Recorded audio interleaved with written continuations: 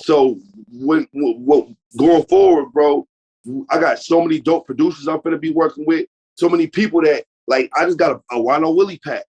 You feel what I'm saying? Fucking Nice. Future Wave. I ain't never spoke to Future Wave a day in my life. Future Wave just hit me this morning and said, "Keep going, keep your foot on these necks, nigga. We see you." You feel what I'm saying? I'm supposed to be doing something with Finn. Me and Ghost, Finn. me and Ghost, Ghost. We still, you feel me? And I don't know what time it is. What time it is? Niggas might want to check the clock at like 12 o'clock and see something. It might be something on the floor at 12 o'clock tonight. You feel what I'm saying? Come on, man. Maybe. Only look. I don't know if niggas believe in ghosts or not. Wow.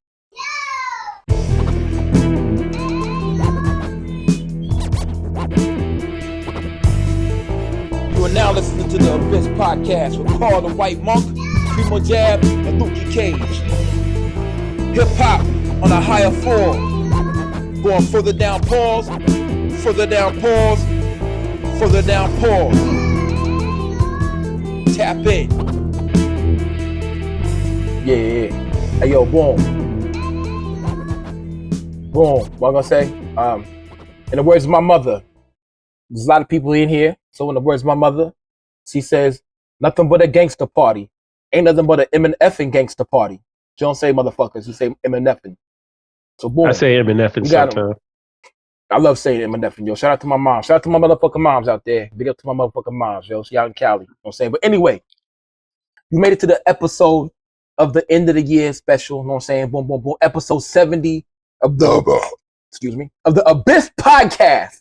It's a big episode right here. It is. It's your longest. It's your longest podcast ever. Congratulations, you made it 70 episodes. That's right. I were. That's what's up, yo. You mean to tell me I stopped on a 69? You didn't get to 69. 68. I thought it was 68. Yeah. Hey, yo, all I know is this the best. We the best. I didn't get to do a 69, huh? I got to do a 69 last week, huh? We got you there. Pause. Yeah. Word. But anyway, episode 70, the end of the year podcast. We have a lot of guests on here. We're going to get to a lot of people. We're going to get a lot of comments about the year and about the podcast. Also, we set out a survey. A lot of you didn't get it. You know what I'm saying? About who are the best. Oh, wait, we got what? Artist of the year, producer of the year, MC of the year, and we have album of the year. It was a survey. You know what I'm saying? We had Rising Star as well. The Rising Star. Yeah. We sent it out to about, 51 people actually answered it. 48 people completed it. So you sent it to a bunch more people. Who knows? Nah. So if your feelings are hurt about who you didn't make the list or who did make the list, I'm sorry. I think everybody that's in here had an opportunity to vote on it. I'm pretty sure I sent it to this group. Possibly. But we're gonna call on y'all here and all this, you know, in some type of method, in some type of order. You know what I'm saying? First of all, let's can we get Al in here real quick? Can we unmute Al real quick? Of course. Oh my God, crime faces. Actually, he hasn't got his mic going. Oh, we don't? Hey, yo, crime faces, where you at? Anyway, boom. We'll get him to check his audio real quick. Word. But episode 70 of the Abyss Podcast with my man Carl up there, the White Monk. It's a big, dope, big ghost hoodie you got right there, son. Yeah, it's fire. Matching sweats too. Oh man, you looking like Juju Gotti, man. I love matching. He just put an album out too. He just put his EP out today or yesterday. Yeah, Dump Man. I'm not on that. I'm gonna be the next one. Yeah, Dump Man. Yo, big up to Juju Gotti. That's a good guy right there. The dump squad over there. Where. Primo Jab, how are you? Man, I'm good, man. I'm blessed, man. Tis the season, man. I can't wait. I hope it gets cold down here in Atlanta so I can go outside in all my bubble coats and feel comfy. Yeah, Timberlands. You know what I'm saying? Word. Well, I wear Timbs all the time. I'm talking about rocking my big boy bubbles, and my big boy North Faces and everything with the fur around the hoodies and everything, because you don't get to wear those very often. So I just want to, in the South you don't. Up north, I probably would wear it all day, but yeah. Hell yeah, all day, every day. You know what I'm saying? Well, not all day, every day. Yep. Yeah. Yeah, we got it, yo, boom. So how we want to do this, fellas? Who we want to admit first? I know we got Chrissy Marie in here. I know she got the mug and stuff in there. You know yeah, and she was wearing her T-shirt today, but I said no video, so I kind of ruined that. But she's got the dope, the original "Stop Rapping Over Your Vocals." Stop rapping your vocals. Yeah, Abyss T-shirt. So I was ready. Yeah, she's ready, yo. How are you doing? I'm good, guys. How are you guys? We're wonderful, Real yo. good. And we appreciate Fantastic. you for rocking with us. We appreciate you for rocking and rolling with us, yo. You know what I'm saying? And reposted and all that good shit, yo. Boom, boom, boom. Yeah. Always. Yeah, you're a light in the dark, yo. You're a light in the dark. Word. Boom. So in the show, say, have we put you on to new music? And I know you enjoy us talking shit, you know what I'm saying? And all these crazy, incredibly stupid stories that we be saying. Know what I mean? It's But like, have we shit. put you on? Man, that's not just me. I know it's not just you. It's mostly me though. It's mostly Lukey. yeah. Yeah, man. But yo, I mean, we all been down a crazy path in life. Yeah. Mine's a little crazier when you got friends that watch Two Girls, One Cup and don't even bat an eye. Nah, man, It might be mostly Lukey. Lukey, but we're all a little wild. So yeah. Oh, I know. Sure. What up? So boom. So how did you actually you've been down with us since like day one, huh? Yeah. I mean, I go way back Heard. with Primo Jazz, so. True indeed. We got a couple people that are I know Mega, you know what I'm saying? God bless, they be on here too. They've been with us from day one, but you've been a great supporter Popovich. of the Abyss. Yeah, Popovich, definitely Popovich. That's my nigga right there. Yeah. Boom. So do you have a favorite episode or any highlights since to number 70? Who, me? Yeah. Of like, yeah. Oh. I mean, I don't know. Episode 69 was pretty crazy. Oh, man. Lukey beating up It was. cerebral palsy Parv. kids in the bathroom. Yeah. Yes. I don't know. I mean, they all have their you know, Their moments. they're all, yeah. I don't even know what to say, but yeah, they're all dope. So, but yeah, the most Thank you very recent was much, yo. pretty dope. Yeah. Yeah. And don't judge me, yo. You know what I'm saying? Never. You already know, Luke. I don't Never. judge nobody, man. We ain't judging you. Never. Yeah.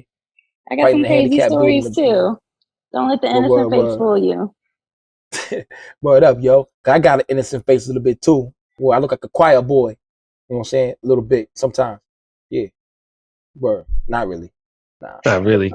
Boom. So boom. Do you have any albums that you actually liked this year that actually that that stood out to you? Like any music that it doesn't even have to be in our genre. You know what I'm saying? In the Abyss. Because I have some albums that I like that weren't in the Abyss. I like R&B shit. Oh man, I like the new SZA for sure. Word. But on like an Abyss level, I really like Armani Caesar's The Liz too. She reminds me of was Lil good. Kim You're a lot. welcome. Yes. Thank you for Yeah. that. Yeah. Yeah, She man. reminds me of Lil Kim a lot. Word. Hardcore. Yeah. And cheat codes. Word. Cheat codes? Yeah. Yep. Yeah. Word. I can see that. Armani Caesar. I can't front. That was a good album, yo. I can't front. Primo Jab was always on me about liking the Liz one, and I didn't listen to it. It was a decent album because it was really decent. was. Yeah, man. Yeah. Like people I think are hard on Armani Caesar because of her appearance, and That wasn't in it. your case, saying that she sends money So over bricks Cash App. on Cash App. Right. Yeah. But all that aside, I feel as if her projects are very well put together. She has great beat selection. And if I was a female, I probably would really enjoy her rhymes even more just because of the subject matter. But I like her little shit talking, sly nature. Yeah, man, she's all right with me. I don't have a problem with it. I get it. You know, I mean, it's not like, I know it's not made for me, but it's definitely good music, man. I'm not gonna hate on Armani Caesar at all. That song with what's his name? Kodak Black. I really like that song. Hey, me too. I can't front. It's pretty good. Or, true indeed. Yeah, I like the other one with Benny and Stove Gods. I really like the Liz part 1 and a lot of the songs that she did solo. Like all the songs she took to the face are really Pause. I think ain't no pause. She could definitely but ain't no pause for her. That Stove God Yeah, feature on the list too is dope. Yeah, we'll get to young Stovito. True indeed. We'll get to him later, yo. But Chris Marie, I mean, we got like fucking 11 guests on here. But thank you for actually coming in and putting your 2 to 25 cents in here, yo. We love you. Absolutely. Rocking and rolling. You know what I'm saying? Word. And we look forward to more moments like this where we can get you on here and get opinions from other guests. You know what I'm saying? But yo, you are appreciated. Very, very much. Thanks, guys. Thanks. Yeah, I'm happy appreciate to be here. you. Of course. Word up, yo. Word. What y'all want to bring somebody else in? Who else want to come in? Pause. Shoot, I see. It looks like Crime Face is about to pop up. Yeah, perhaps. There you go. He said, no. Nah, I was fucking with it. I was trying to get the mic to work. I couldn't get on the Zoom shit. I didn't have it on a new computer. I had to update the shit. Oh, we got you now, though. You sound great. How you doing, my man? What's happening? What's happening, Primo? You're the my man. Bro. You're the man, that's you. That's you, man. I ain't heard you in a while, man. It's good to hear you, man. The epic, legendary voice of all the fly illest play-by-plays you can find on the internet, right here. And on the dopest new basketball game coming out soon too, right? Yeah, I can't wait for that. The voice of Run the court. NBA Jam. Yeah, he's on fire. Boom shakalaka. I'm gonna redo the whole shit. Talk about it for a sec. Shit. Tell our folks what's up, because I've been following it and we've been sharing some stuff, but I don't know if everybody's heard about it yet. Nah, coming in 2023, we dropping a basketball video game, street ball game. I'm working with a video game company out of Oregon. It's Run the Court, RTC, 13 Bridge Studios. And they just they stepped to me and they were like, look, we want you to come in, be part of this, create this game with us, from step 1 all the way to the finish line. So like that shit ain't easy, bro. That's dope. You ain't never see, you don't see people making video games. So the shit was like, nah. Dude told me, he was like, yo, this shit was a dream of mine. I told him the same thing. He was like, yo, I came up in, playing video games, DJ Clue tapes, and I want all the culture, all the hip hop in the game. He's like, NBA 2K. Great. Yeah, he said 2K, this shit seems forced. Like they forced the culture in that shit. It's not authentic. So, whoa. All right, hold on. All right, we got that. There we go. MIA just joined us, and they cleaning up the murder scene. Yeah, hey, shit goes on the West Coast. Don't fuck with MIA. That's all I'm saying. I see. Yeah, that's crazy as fuck. Hey, yo, boom. But the one thing that that got me super excited about the video game is they drop in music with it, like mixtapes, and all stuff. Yeah, that's right up your alley. We got we got Static Selector versus Scram Jones, 5-on-5. Oh wow, 5-on-5, 5 tracks against 5 tracks. They're gonna do, it's 5-on-5. Each of them coming with a bonus track, and we getting all the artists on there. We reaching out to everybody we know, and we're gonna put together a mixtape with the artwork and the merch, and it's gonna be an event. You know what I mean? We're gonna film the whole shit, documentary, the whole shit of the filming of it. Nice. All the artists come through, and that's gonna be mixtape. I hate calling that shit a mixtape. That shit is an album. It's gonna be on iTunes. Mm-hmm. It's gonna be everywhere, and it's totally curated on basketball, like street ball basketball, New York City. We're getting a whole bunch of artists on there. This shit's gonna be crazy. That's the first one. Yeah, that's the first one. Yeah. And me and Crime Talk, we can have an Abyss mixtape. You know what I'm saying? With all our homies on the joint. We're not even homies, because these are people that we fuck with that make good music and have our own mixtape on that. And it's all they put it in the video game. Mm-hmm. In the fucking video game. Yeah, the shit gonna play like, just like 2K, like in between scenes in the opening scene. but the game that we're making is all customizable. So like that's what I was talking to Lukey about. Like the artists you guys are fucking with, all them new guys that are, they're spitting fire, bro. Like I can't even keep up with them. You guys do. And I hear a lot of great music. So like we want to put a volume 2. Like get them all stars together that you'll fuck with. Get some bangers. Yeah. Like we raw. The game's customizable, bro. We could throw shows in that shit. In the metaverse, we throw shows. Oh, metaverse show. So let's do it. Yeah, let's do it. Yeah, definitely. Yes. We put Abyss on the billboard. We put Abyss on the billboard. I can make the white monk walking around the shit. I can make characters for everybody. Walking would be realistic. Running, no, but walking definitely. I could see that. Call rim, elbow on the rim, and all that shit, yo. Yeah, that shit wild as fuck, yo. Yeah, but this seems like a great opportunity and a great game. You know what I'm saying? Like, yeah. Shout out to Ryan over there at 13th Bridge. 13th Bridge, That shit is a fucking amazing already. You know what I'm saying? So, y'all stay tuned. 2023. Early too. Early February the album dropping. So February the album dropping. Shit. Then we're gonna run some tournaments. We're probably gonna come to Atlanta, come fuck with Lukey. We're running a tournament out there too. We're gonna do some tournaments in New York when the weather gets better. And then we're probably most likely the way the game, we testing this shit. Like it's not easy to make a game. Shit gotta move smooth. The buttons gotta be smooth. The shots gotta feel right. You know what I mean? So we like 90% done, but that last 10% might bring us into like April, May area. So we might drop a second album by that time. You know what I mean? Because we already we're already talking in the works on the second project. Definitely. What up? Let's rock and rolling, yo. Boom. Yo, Al, thanks for coming on this joint, man. I know it's past our bedtime. We didn't get his picks though, and actually we didn't ask Christy either. We don't need to get everybody. She gave us an album. Yeah.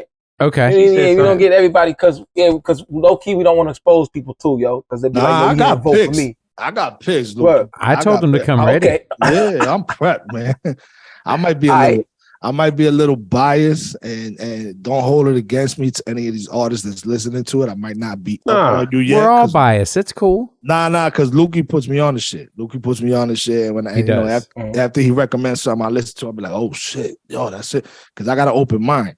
But from what I know now, I got, to me, what was the first what was it? Artist of the Year. Artist of the Year? Artist of the Year, yeah. Like the people that draw. Well, now I asked the phone-in people to go Rapper of the Year, Album of the Year, and Producer or Artist of the Year. We didn't do the whole artist survey. Now, rapper could. There's no selections. You could just come out of nowhere, right? Just name whoever. Yeah. Who do you think earned Rapper of the Year this year? Hey, who you think? Yeah. No, based on who you guys been fucking with and putting me on to. It's got to be in this lane. That's our only stipulation. Yo, I like Rome Streets, bro. I like Rome Streets. What up? Yo, he like, to me, he reminds me of like Core Mega. You know what I'm saying? Like the way he comes on the track.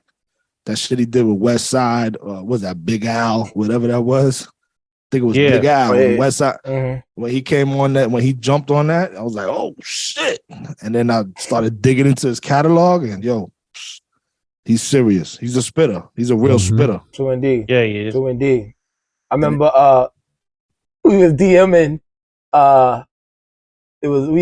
about Rome Street when Hitler's Side A came out, when he said, on one hand, I shake the hand of a millionaire, and the other hand, I shake the hand of a junkie. I serve a junkie. That was my shit. Yeah, he bodied that. No, he puts, you could tell like he's not just trying to say shit to sound trendy or, people want to hear. He's saying that shit. Like Benny the Butcher does that too. He says that shit. Like you're like, oh shit.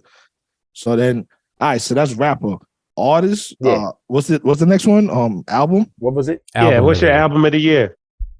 Album off the selections that you gave me, I'm going with Beyond Belief. I'm going with Spesh. I'm a Spesh fan all the way.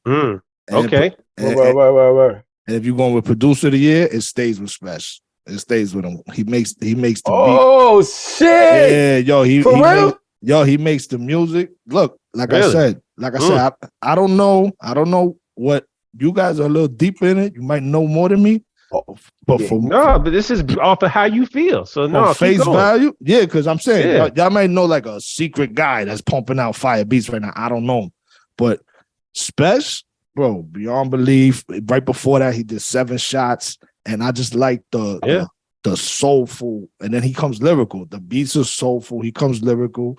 He's cooking them up. He's pumping them up, and he's pumping them out at a high pace too. So it's not like he's disappearing for a year, 18 months, and then he's coming with a project. He just keeps coming. Boom, boom, boom. And his lyrics is up to par.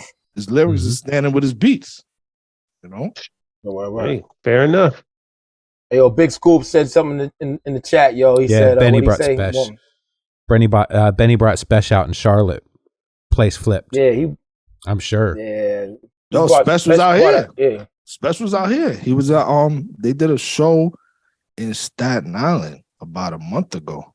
They did a show and they brought Spesh out. And it's crazy because they brought Spesh out and I even forgot who the hell was doing the show. I just know I saw wow. I didn't go. That's what's up. I didn't go. I just seen the shit on social media. But I saw they brought out Spesh and he started performing. The crowd went crazy. So yo, people, and he's from Rochester. And upstate. Yo, when you're growing up, like when you're growing up in New York, right? You hear stories of them cold, scary places, Buffalo, Rochester. But we never saw who the hell was from Buffalo or Rochester. We just knew it was dangerous. It was cold up there.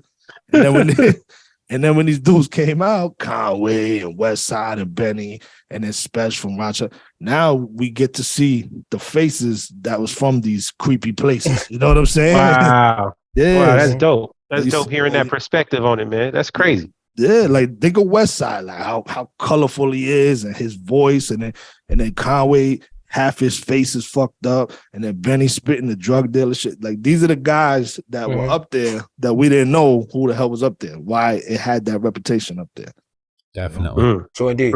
Yeah. That's Great dope. Points. That's dope. Yeah. That's dope, man. It's dope, man. And West Side Gun still said they don't want a Buffalo nigga king of New York. King of New York. It's like they didn't want that nigga.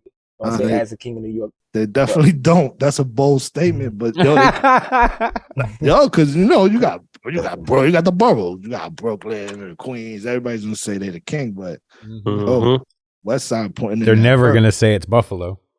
Nah, never. But he's making a case for it. He's making a case. You know what I'm saying? Absolutely. Yep. Facts. True indeed.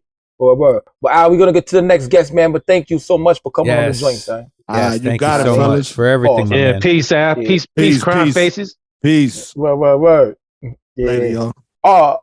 Yeah, boom. Next we're gonna bring on Matt Vinyl Hunter. Know what I mean? Yeah, let him come in here. 5-hour he's time at difference. 3 a.m. Yo. The dedication. What's up, my guy? How you doing? You all right?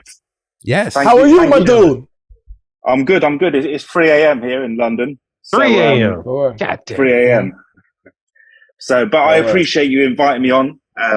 Big up to all the other people talking, and peace to you guys. Keep doing your thing with the podcast. It's great. Lots of dope guests. Lots of good information coming out through that, and putting a lot of people onto this underground wave as well. So, respect. So indeed. Hey, before we go any further, man, were you upset when France beat England in the World Cup, or you didn't give a fuck? Look, it's good for the nation if we have gone on and progressed. I don't really care too much about international football. I'm more about club football. So as long as my team, as long as my Arsenal team are doing well, which they're top of the league. Yes, they are top. They are top of the league. Yeah. That's the most important thing to me. But I mean, England done well. I'm glad Argentina won though.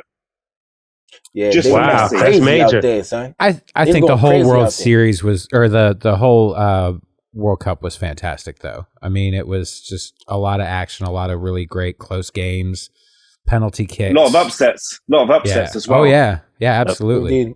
Morocco fucked everybody. Paul. Yeah, Morocco had a great showing. It was good to see like an African team get so far.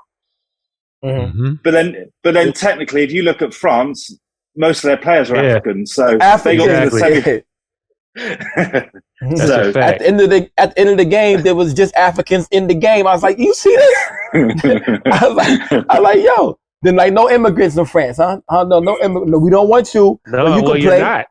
You got to realize though, the French Empire, it still exists. It's even though it's not like really labeled as colonies like that. I mean, they don't care about you if you come from Senegal, if you come from Saint Barts or wherever it is, man. You just a French person to them. Like you were part of France. So that's why they all rainbow colored over there, man. It's crazy. Big Scoop said, "Don't get into this." Don't get it. Yeah, we ain't got to dig yeah. So we definitely got to move along. Hey, hold on. Before you do that, shout out Matt Vinyl Hunter Joe. I appreciate you for what you did earlier. I think this was just a second ago, and I think it goes into what Lukey was about to ask you, talking about your criteria for album of the year selections, man. It was only reserved for things that were released on vinyl. That was a dope criteria, man. A dope limiter. Yeah, well, because I collect vinyl. That was an important thing to me, so it had to be released on vinyl. Because there's so much music being released, like digitally, or cassette or CD. I had to kind of narrow it down somehow. Mm-hmm. And it's definitely legit if you're getting it pressed up on wax. So yeah. So what record did you choose? So what are we going for album of the year? Sure, let's hit us with it. Yeah, go for it. Let's rip the Band-Aid right off. Let's jump right in. Absolutely. So album of the year for me was the Alchemist and Rock Marciano album, Elephant Man Bones. Really? Yeah. Elephant Man's Bones, yeah. Okay. For me, for like Alchemist, he's a legend in this underground scene. He's like stood the test of time, and also Rock Marciano. He's one of the big driving forces for this new underground stuff as well. So when they come together, sometimes I feel with Alchemist albums or Rock Marciano albums, they can be a bit hit and miss. But this for me was the perfect album. It was just a straight player, no skip tracks. Loved the production on it. So yeah, and it was an album that I played the most. It's been non-stop repeat every week since it dropped. Interesting. Well, I'll say definitely Zigzag Zig. I play that song once a week. Absolutely. Yeah, definitely play that song.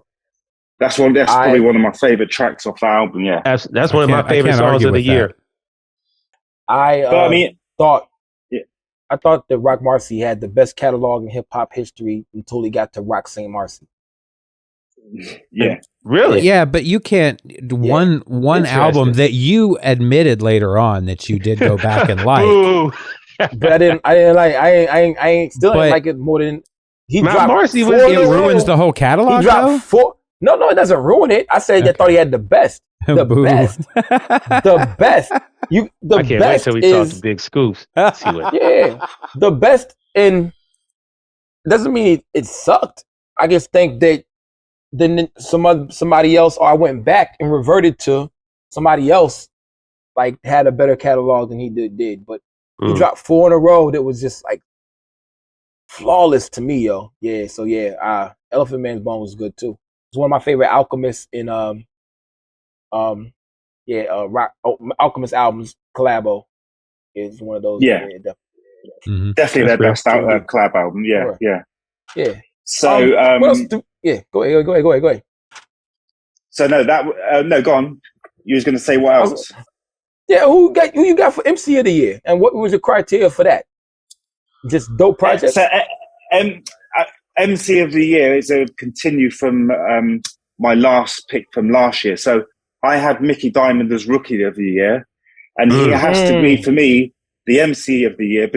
And it's because of his catalog. He's dropped so many projects, and as a vinyl collector, every project he's dropped has sold out. Yep, 100%. So, from that perspective, he has to have MC of the year. And that album he's just dropped with Big Ghost is up there with definitely in the top 5 albums of Part 1. You mean this year?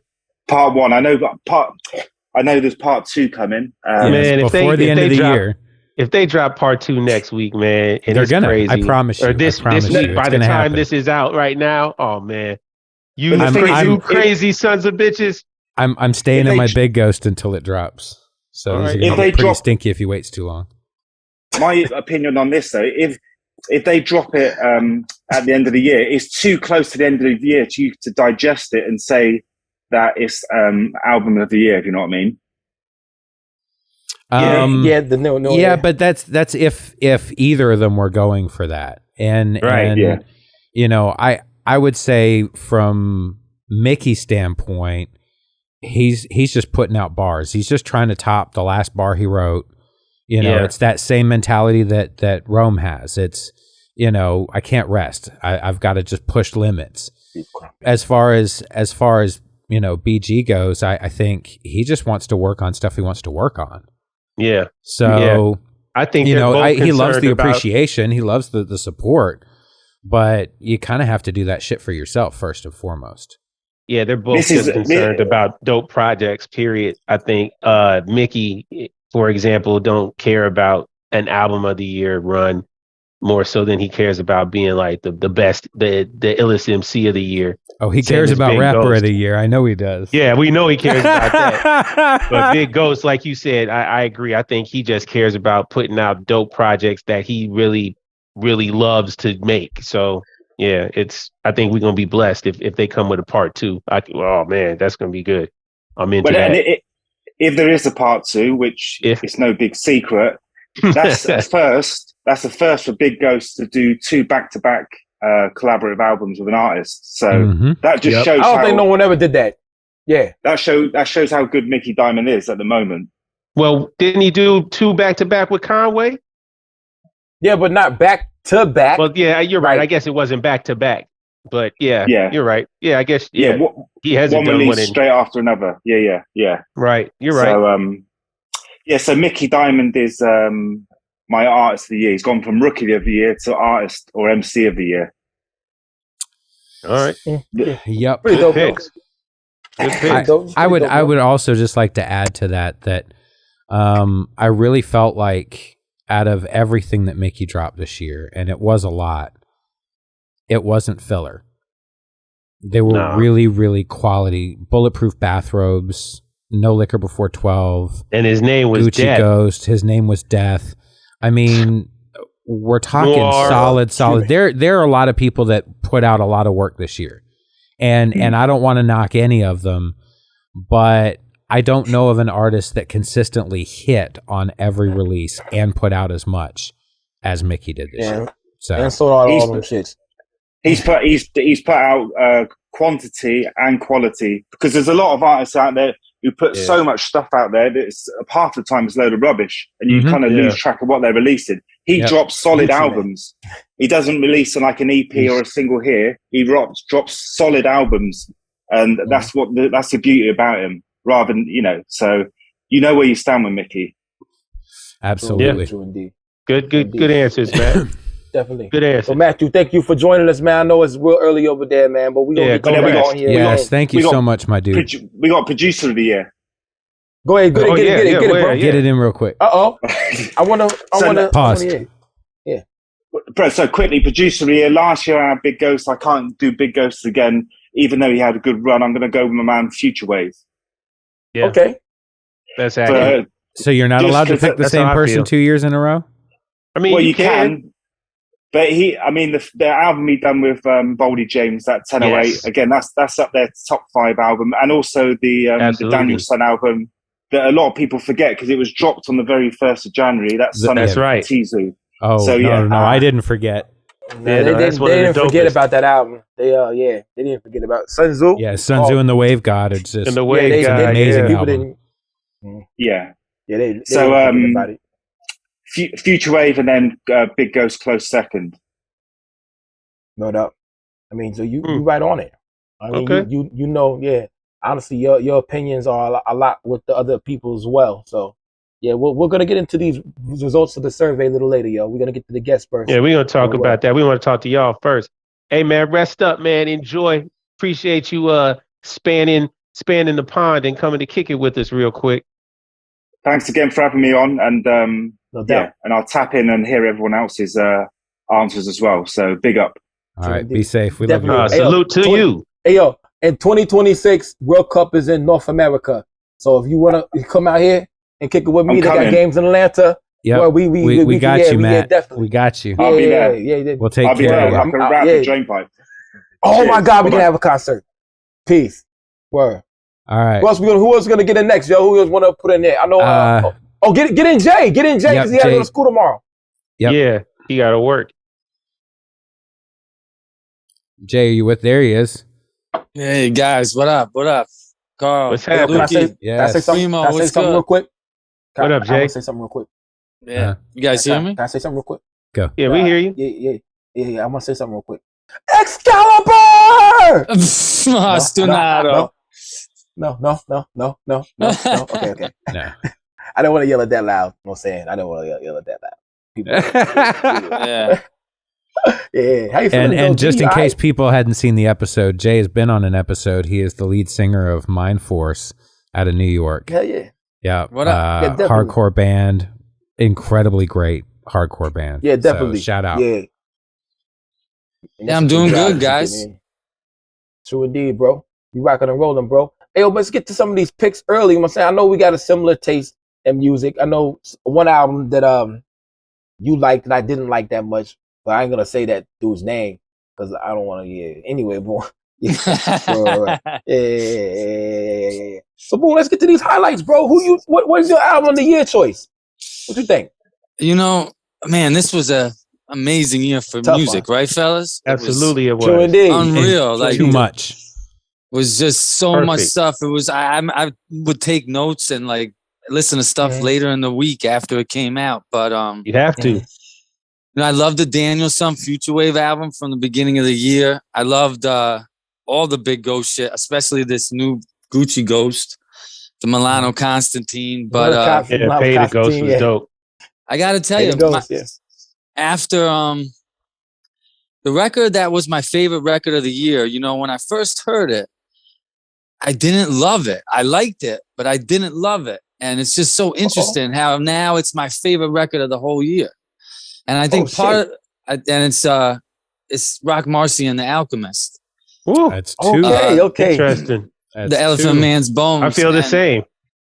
You know, when I first heard it, you know, I feel like a lot of it is, you know, it's definitely you're getting what you know and love about both artists, but I feel like a lot of it is different for both of them in a way. Or maybe it's them together making something different, but it's real unique. And I heard it and I liked it. But then they played Brooklyn and I saw it and yo, shit was crazy. Shit was crazy live. Like it was probably the best show I seen all year. I mean, it was wow. Okay. It was unreal. And then after going back and listening to the album after seeing it, I had a whole new perspective on it, and I thought it was just a beautiful work of art. This happened to me before too, as well. What was it? It was the Fly God album, Squat Dead Face Drew. I forget. Sensational Sherry. Yeah, the part one. Sensational, yeah. Is that the one where he's like kneeling? He's kneeling down. Yeah. And Sensational Sherry is the first song. The Pink hit the pipe one time and did the Dougie. I heard that. I heard that live. That's one of my favorite songs. Yeah, absolutely.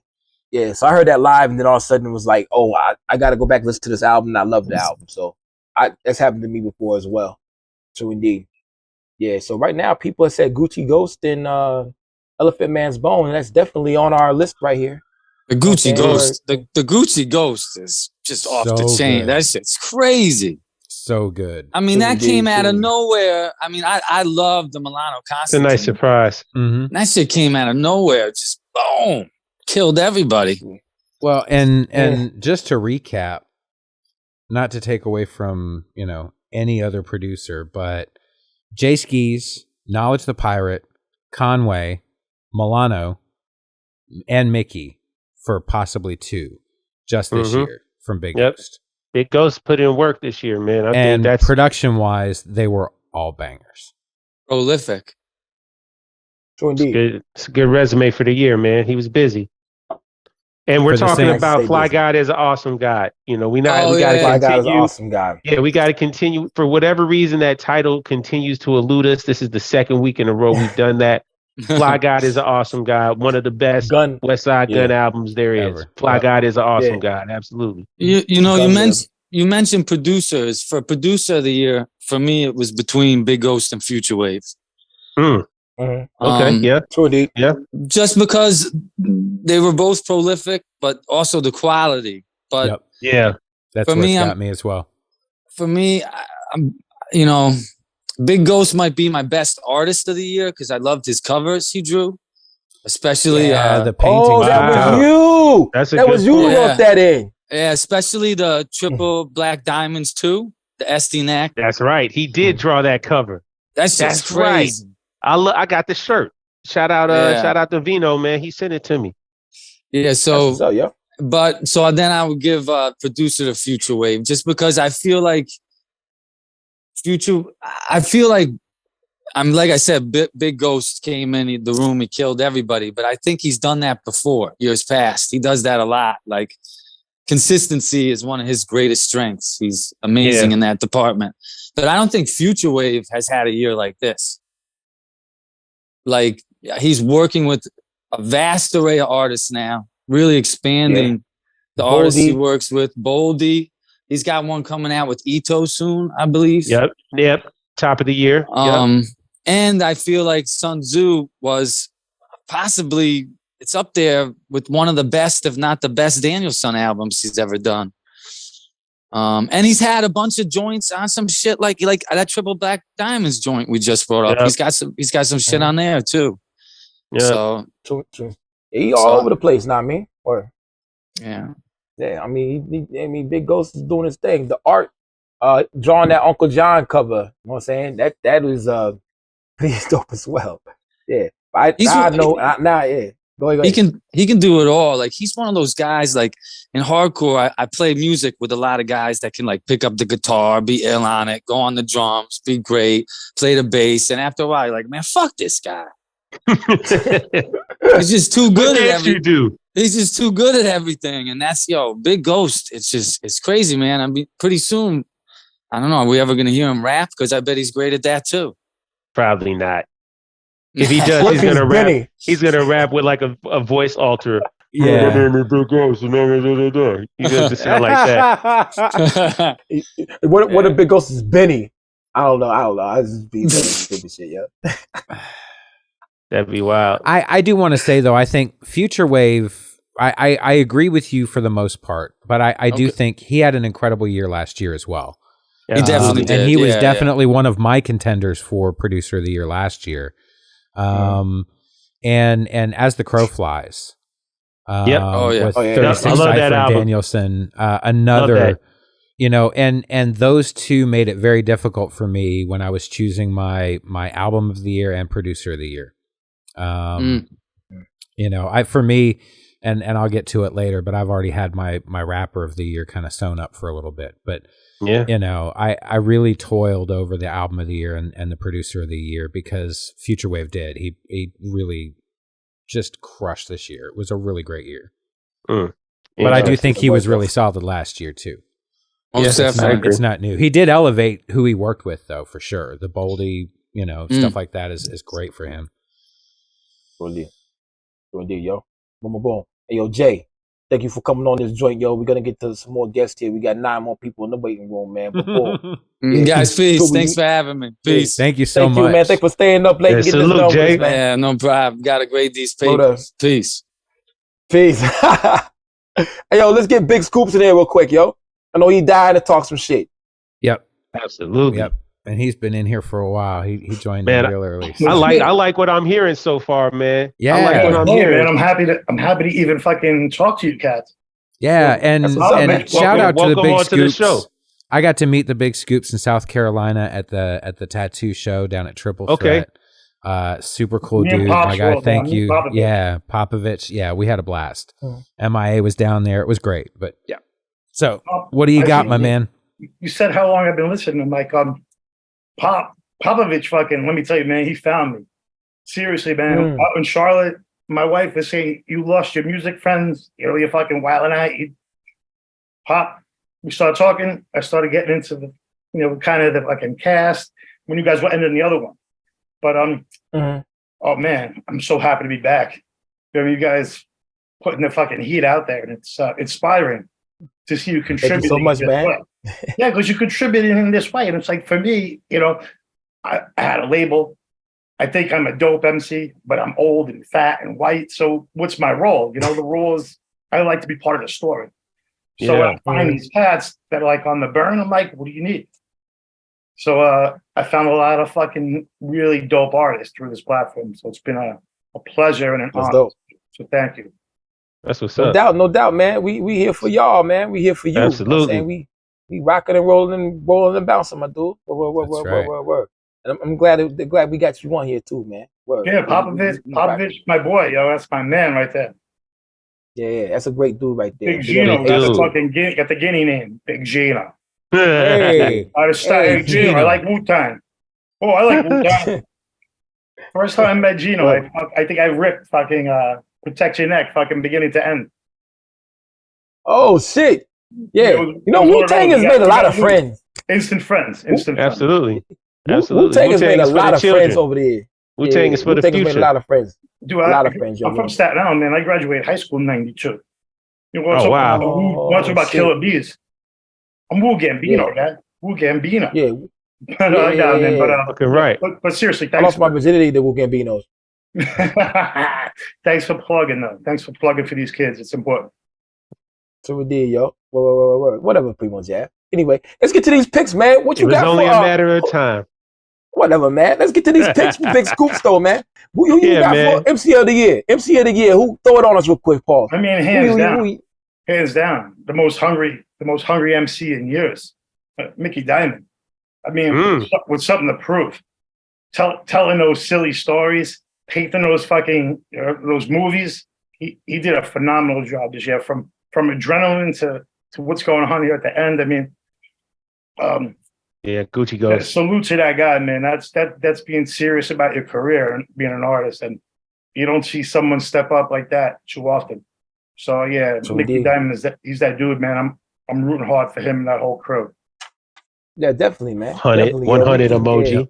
Yeah. It is crazy how he's made this transition from the one podcast we had to the second one. It's like, the elevation and relevation reveals of it's phenomenal, man. We rocking with Mickey.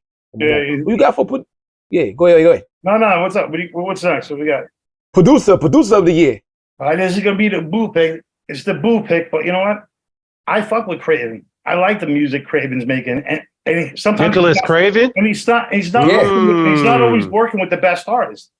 And I think when an artist suits him, he's phenomenal. And I think sometimes that Boldy album was questionable, but song of the year. Really? To me, song of the year on that album. That Scrabble joint's the fucking joint of the year. But I love that. I got it. I agree with you, man. I kind of snubbed that album, that Fair Exchange, No Robbery. I went through it, tried to love it. I couldn't. I tried to, but then I'll tell you how it grew on me. I was driving up to Cherokee, the casino, the other day, and one of the songs just randomly played, and it made me listen to the rest of it. And I was like, you know what? It ain't that bad. It wasn't that. Not that I don't want to sound like I was totally unimpressed, because don't get me. I mean, I thought it was a great offering, but I really feel like Boldy's best project this year was that Mr. 1008, that Future Wave. Yeah, and that was and it was like a fucking standoff. I mean, between the two of them. And those are the two those are the two producers that people are kind of like putting in the same can. I agree. I agree. But for me, the thing with Craven is I'm a soulful cat. I like that soul. And it pulls it out of you. And I think he can bring that out of people. And it doesn't always transfer on some of the songs. But when he works with, fucking Drew, and Rakami, Raheem, on the Candles joint. I'm like, they're fucking murdering it all. So I think that's a hit or miss with him. But that Scrabble joint's my joint. I can't get it out of my head. I've been humming it all year. So for that one, and plus I give it up to North. I speak a little French. I sympathize a little bit, And I figured, you guys, and you also, and I felt that the voting was a bit of a, not package, but kind of constricted list. And I felt like, let's jump in there with this. And I didn't really think about it. So I said, I'm going to stick to it. Of course, I do fuck with the guy. Okay. So I stuck with it, despite popular opinion. Okay. All right. We're gonna get to that. We're gonna get to that to the voting list, and definitely other people have said the same thing. It was a biased list, and that's why we had to write it. You know what I'm saying? So, yep. I was against the write-in because I didn't think you guys should have a choice. Put 10 artists. Exactly. You know what I'm saying? Put them I was just trying to make it simple. I really just wanted my choices to be the only choices, and then everybody would have to agree with me. But these guys wouldn't go with it. Say that there, Carl. See, exactly. I tried. I conformed. Rapper, MC. We got album, rapper. Now we got album of the year. What you got for us, bro? I mean, this is off the run for me. I like that Togo joint, that Josiah album. Dude, it was a dope album. I haven't stepped on a court in fucking years. True Cypher. Dude, man. Josiah, baby. True Cypher. Josiah. Saya. He's like, it's Saya, baby. Cypher. Yeah, it is a raw project. He's like a fired up OC. He's like a fired up OC. Go back and listen to Word Life. Nice. Go back and listen to Word Life and listen to Saya. That's big praise. That's big praise right there. He's not. He's not on Brooklyn. He's not on the street hard story like a lot of those other guys. He's like kind of like this enlightened dude. And Umbrella kind of needs that to balance it out. But Saya, baby, got overlooked. I mean, Saya was in my top 3. Boldy, Mickey, and Josiah were my top 3. Oh shit! I like it. Yeah. Talk your shit. I like these. I like this. Okay. And regular artists, just the shout out, throw them in. Yo, Proach, my boy Proach. Yeah, Dave. Our guy, Proach. Dave. Fuck with that grimy bastard. I know him. I think we could be cousins. I think we literally we're probably related somewhere on that fucking struggling German side somewhere. But I fuck with his pieces because he catches the essence. No matter how kind of he does catch the essence of the artist and of the subject. So to me, that's that's thumbs up. So he's rocking with some big dogs now. So I hope big things roll his way. Of course, because I'm fucking all right, let's hope for him. Let's root for the. But yo, man, thank you for the time and the love and Carl, man. I had a fun time out there. We'll tell that Divino story a different time. Yeah. That guy. Oh, yeah, we'll definitely have to have you back on and talk about that. I want to talk about that so bad. You don't want me to talk about it. I want to talk about it so bad. It was fun. That don't happen. It was funny. It don't happen where I'm from. But I'm all love, man. Thank you so much for keeping me plugged in. No doubt, yo, Paul. Man. Word. And thank you, man. Word. Big up, yo. Peace. Let's get Pop. Let's get Pop on the joint. Yeah. It's fitting we get Pop on the joint, yo. Yeah. It's Pop. Yo. Oh, there he is. All right. Pop, what's up, my guys? Yeah. What's up, guys? How y'all doing?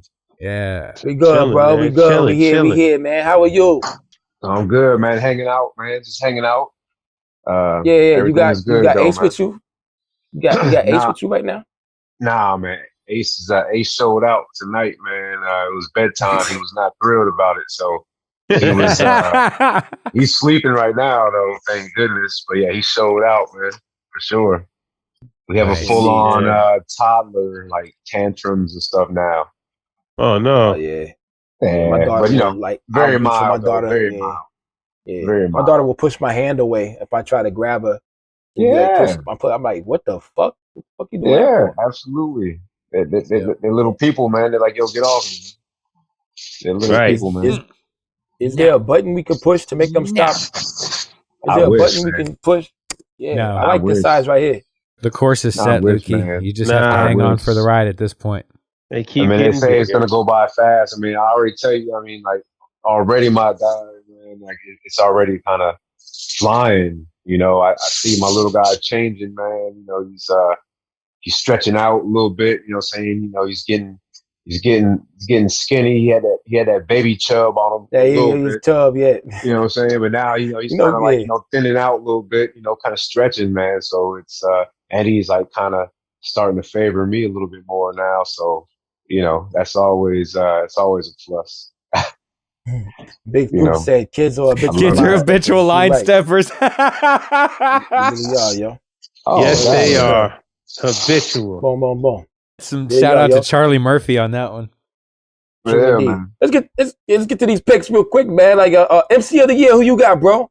I know who you got. Yeah, I mean, you already know, man. No, actually, I'm stepping away from that. Actually, it was a tough one. You know what I'm saying? Like, I mean, and I could give it to Rome Streets. You know what I'm saying? And my heart wants to. Paul, everybody thought you voted for Paul. We thought it was Rome Streets. Yeah. Yeah. So, but I'm gonna have to give it to Mickey Diamond, man. Just the frequency of his drops and just like, I mean, I can't say, anything more than what anybody else said about this guy, man. It's been a phenomenal run. We've seen this dude, we seen him take off, so to speak. You know what I'm saying? We seen him take off, man. Absolutely. Like, like rising star kind of thing, man. And we saw a special run with Mickey Diamond this year. So I gave it to him because of that, bro. You know what I'm saying? Like, the re-releases of the Bangkok series, like I was fortunate to grab that. Yeah, pause, super pause. I was fortunate enough this go around to get that series. And the adrenaline, his name is Death, the noir, right. Freaking no liquor before 12. I mean, this guy bulletproof went crazy. Bathrobes. Bulletproof bathrobes, man. Like he went crazy, and they're all quality. Like I think Matt said, no filler. They were all bangers, and it gave it gave a guy like me, just like Matt said, saying something to like stare at and collect a little bit, man. So I mean, it's super dope to have those offerings from such a supreme MC, man. Saying he's dope. Rome gave us Kiss the Ring, you know what I mean? And that album is crazy, man. And that replay on that album is very high. The replay value, man. Like I go back to that and I can listen to it front to end. You know what I mean? Like it's I like that. I like that, man. But Mr. Diamond, man, did his thing, man, for sure. Sure indeed. So your album of the year is Kiss the Ring, but your MC of the year is Mickey Diamond. Yeah, I mean, to even it out. Oh, you got a different album of the year? I mean, it was album of the year all the way until, Gucci goes. Yeah, man. Yeah, oh, man. My God. So dope. Man, I'm telling you. Wow. Let me tell you, man, like that album, bro, like I can't, like, the joint was stupid, man. The production was A1, as always. You know what I'm saying? You can't miss.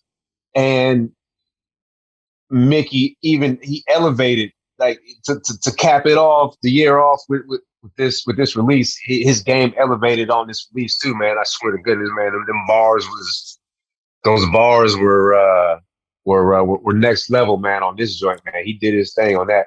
You know what I'm saying? He stuck his foot all in that album, you know what I'm saying? As the old Southerners would say. Yeah, he had his foot all in that joint, man. He had a hidden Pokemon card in the back that he threw out at the last stage. You just didn't see it coming. Yeah, man. Like, and it kicked a lot of ass. Yeah. It kicked a lot of ass.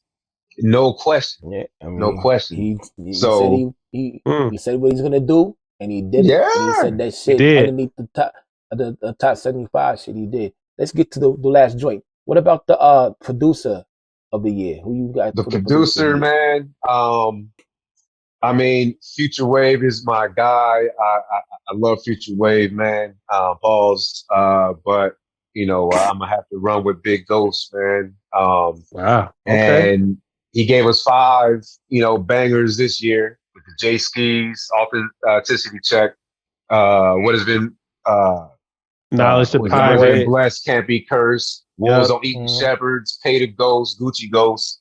That Pay to Ghost joint, man, Milano Constantine, Tough. man, like that. Shit, oh my tough. God, yeah, crazy.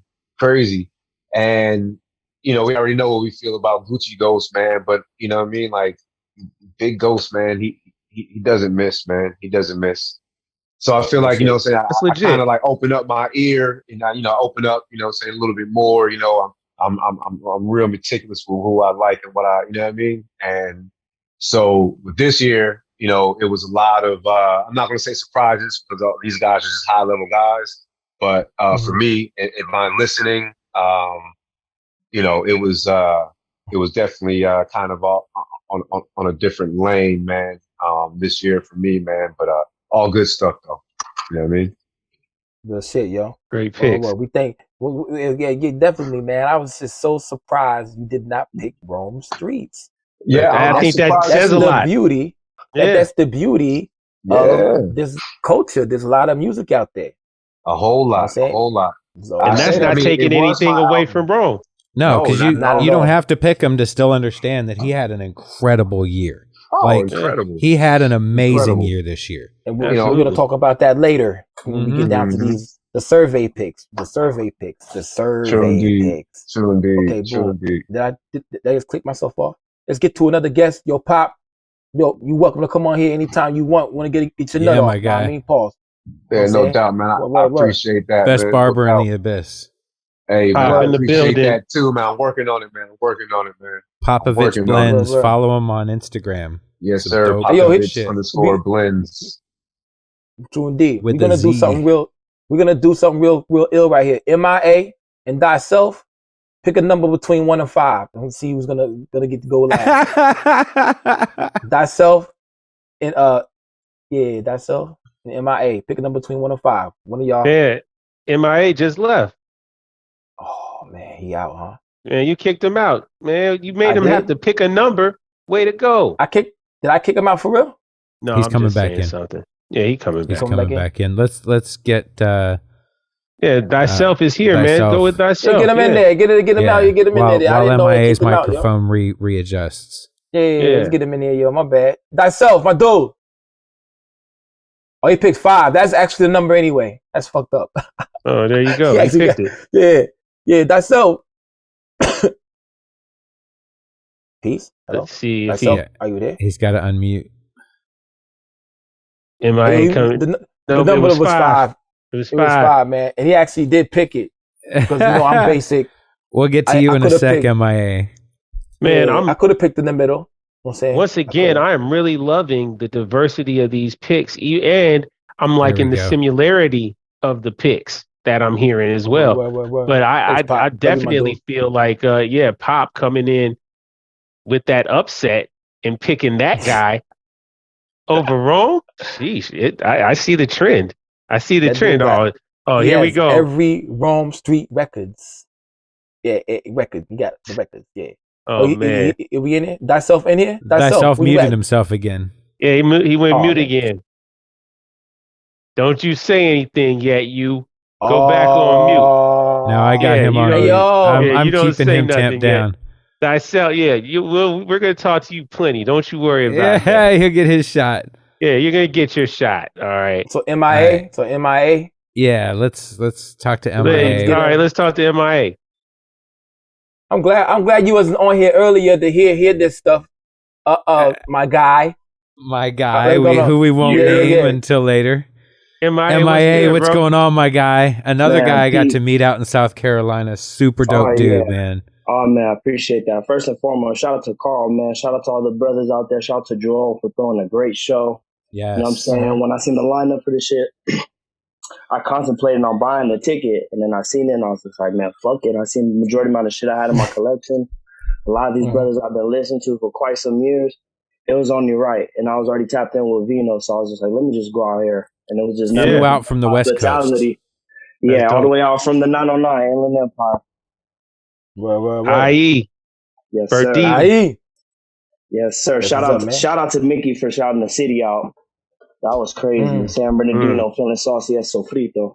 That should be the question. Did he live in San Bernardino? Do you got people out here? Just make a question. That's a beautiful thing, though. I appreciate that connection. This motherfucker Mickey Diamond says a lot of shit that makes you think he might be. That's what I'm saying. It could just be an analogy. It could be. That shit. You never know. He could be the motherfucker. Well, he could be the motherfucker you call when you got the last question for Who Wants to Be a Millionaire, and you be like, "Yo, I gotta call somebody. I'm gonna call either Carl or Mickey Diamond." You know what I'm saying? Word. Yeah. I'll take that. That's good company. Yeah. That's dope. That's good company. Yeah, shout out to all y'all brothers too, man. I've been watching the show since the SD interview, and I promise you, every Tuesday when I get that notification, I wake up and I play every episode. Like it gives me so much, my guy. Thank you. Yeah, all day, man. Yeah, now you on here with us, man. Well, you tapped in. Man, I appreciate that. All day. No doubt. No doubt, man. And like I said, there'll be lots more opportunities to come back on this joint. You know what I'm saying? Because we want to get with the fans. Because y'all ain't fans. Y'all are part of us. We're part of man. We support us, bro. We support us. We the ones supporting us, man. It is what it is. Man, salute to the legend right here, man. Turn your camera off. Hey, what are you doing? You weren't supposed to show anybody. Messing up the screen. It was supposed to be hidden. It's all right. Don't worry. Don't worry. Man. So we have a special guest coming up shortly here. No, we don't. Man, it's anyway, a beautiful thing. No, we don't. Let's get to these picks, man. Who you got for MC of the year, man? MC of the year.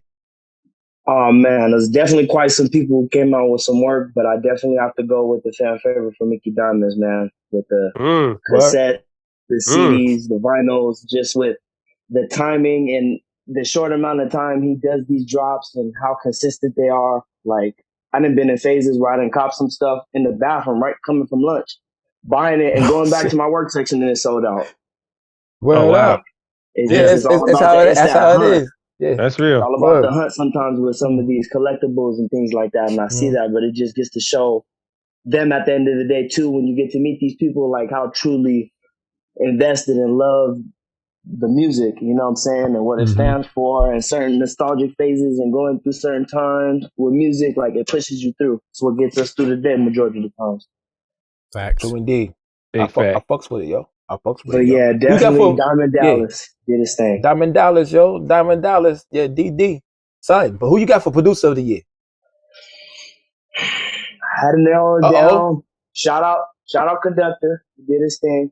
But Conductor. I think I'm gonna have to go with Craven. He did his thing too. Okay.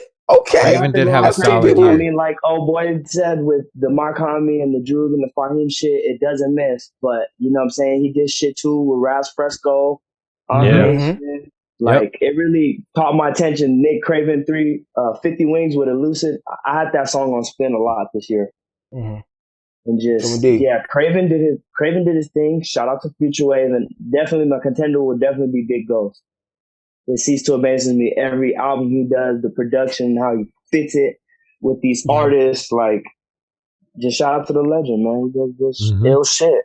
True indeed. Definitely. The funny thing about that is, whenever we was narrowing down people to vote for, Nicholas Craven was not really on the list, and I added him in. Matter of fact, but I was thinking like, yo, man, this dude been everywhere. Like, let's go ahead and I'm gonna go ahead and stick him on here because it was in short notice, so we did leave people off. True indeed, we did leave off some people that should have been on the list. Like I was gonna say earlier, Squad Deadface was not on that list as far as the artist of the year, even though we should have put him on there. But we did have some incredible stuff this year. Yeah. He did that 2 hour shows and stuff. Them brothers. It's just there's a lot of people who are in this renaissance or abyss or whatever people want to call it. Who just emerged and doing a lot. Yeah, it's a lot to keep hold of. Like I still need to finish up this Absol album. I still need to go back to that Milano album. Like shout out to Absol. I just went out to the pop up. He came out to San Bernardino for the music video. Was there from 5 to 2 in the morning. But it's just like, you know what I'm saying? I got him to sign my Mac Miller Faces vinyl. Nice. But there's still a lot. Yeah, like he got real sentimental when I pulled that out. He was like, oh, damn, man, you got to sign by Earl? Like, that's what I'm saying. Like with the, you know what I'm saying, the love of this shit. Like now when I go to these shows, I'm taking a lot of things with me. Like I think I took like 40 things with me out to Myrtle Beach. CDs, vinyls, and cassettes. Just to show these brothers. Like had it stuffed in my bag, everything. I'm surprised TSA wasn't tripping on the size. They're like, oh no, you good? That's a good backpack. I was like, oh yeah, we set. I just trying to make sure I didn't crease my vinyls up, but yeah, that'll be fucked up because you know how the wave. Yeah, then you my gotta shit put went like through the other side of the scanner. Like they wanted to check my shit, but once they looked at it, they're like, "Oh no, you're good." And they're like, "Oh, you going to the show? That's dope. You got all this stuff." I'm like, "Yeah, let me go. I got a clean catch." That's amazing. I love to see people like you and others like at shows with their vinyls and saying like, yeah, I love seeing that shit, bro. Yeah, and then another thing too is like there's young bloods out here too who you know what I'm saying, went to the Myrtle Beach show. Those kids my age who had a bunch of stuff pulling out mass CDs, you know what I'm saying? A lot of times they get it misconstrued thinking it's old heads who collect too. There's some of us, you know what I'm saying? We be on it too. Same age, how old are you? A little younger. I just turned 25 in November. That's what's up. You a quarter. You a quarter, yo. Yeah. Dang, bro. That's cool dope. quarter in life. Yeah, man. I just shout out to my parents for putting me on the good music, and then from there I just YouTube suggestion, Tumblr's, Bandcamp, and SoundCloud. That's what took me off from the radio. The algorithm, man. That's what's up. Yes, sir. True indeed. Yes, sir. Now, who you got for album of the year? Who you got for album of the year, my dude? Whew. Ain't nobody said this one, but for me, it's gonna be Surfing on Gold Wave 2 with SD-Nack and Sadu. Oh shit! Yeah, that was an amazing album cover as well. Listen, when I heard that album, like I just couldn't stop spinning it from front to back for like weeks. Like, you know what I'm saying? Every time I listen to a Knack tape, it ceases to amaze me how he puts his metaphors, his similes, his double entendres. Ain't nothing new under the sun, but it's just like production wise, like especially going back with the, you know what I'm saying, the run up with that first edition with Sadu. Shout out to Sadu too, man. Still Sadu Gold, absolutely. Man, but yeah, that tape right there really, really grasped me. Like, other than that, was definitely, of course, Mickey Diamond's Gucci Ghost.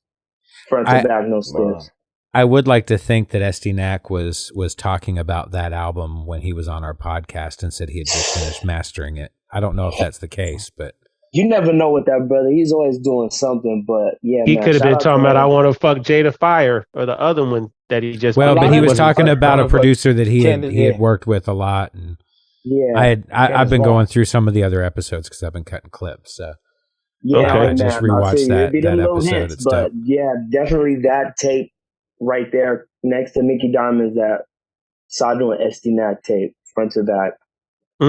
It was an amazing album cover. Amazing album cover. Yeah, shout out to all them boys in Lynn doing their thing too, man. Boy Rock, Lou, Mellows. You know what I'm saying? They got another artist coming out. He's fire. Shout out to Vino, of course. That was the brother who showed me the most hospitality at that show. He seen me. Say word. That's what's up. Yeah, and he's like, hey, man, nah, you family, bro. You know what I'm saying? Because, like, it's crazy, like, how we network because he got word of me through a friend of his. Shout out to my boy Papa and Sub from Jersey. They've been fucking with Wiki a lot. And he put in a good word for me. He's like, yeah, Papa said you good people. And then from there, we would just text each other. And then, you know what I'm saying? I seen that lineup and I told him I'm coming out. When he see me, he had a little conversation going. I sat to the side and then he pointed me. I was like, hey, MIA. And he came up to me, put his arm around me, and we just started chopping it up. And from there, you know what I'm saying? I started meeting everybody else slowly but surely. Shout out to Pro, shout out to Snotty, shout out to Maze.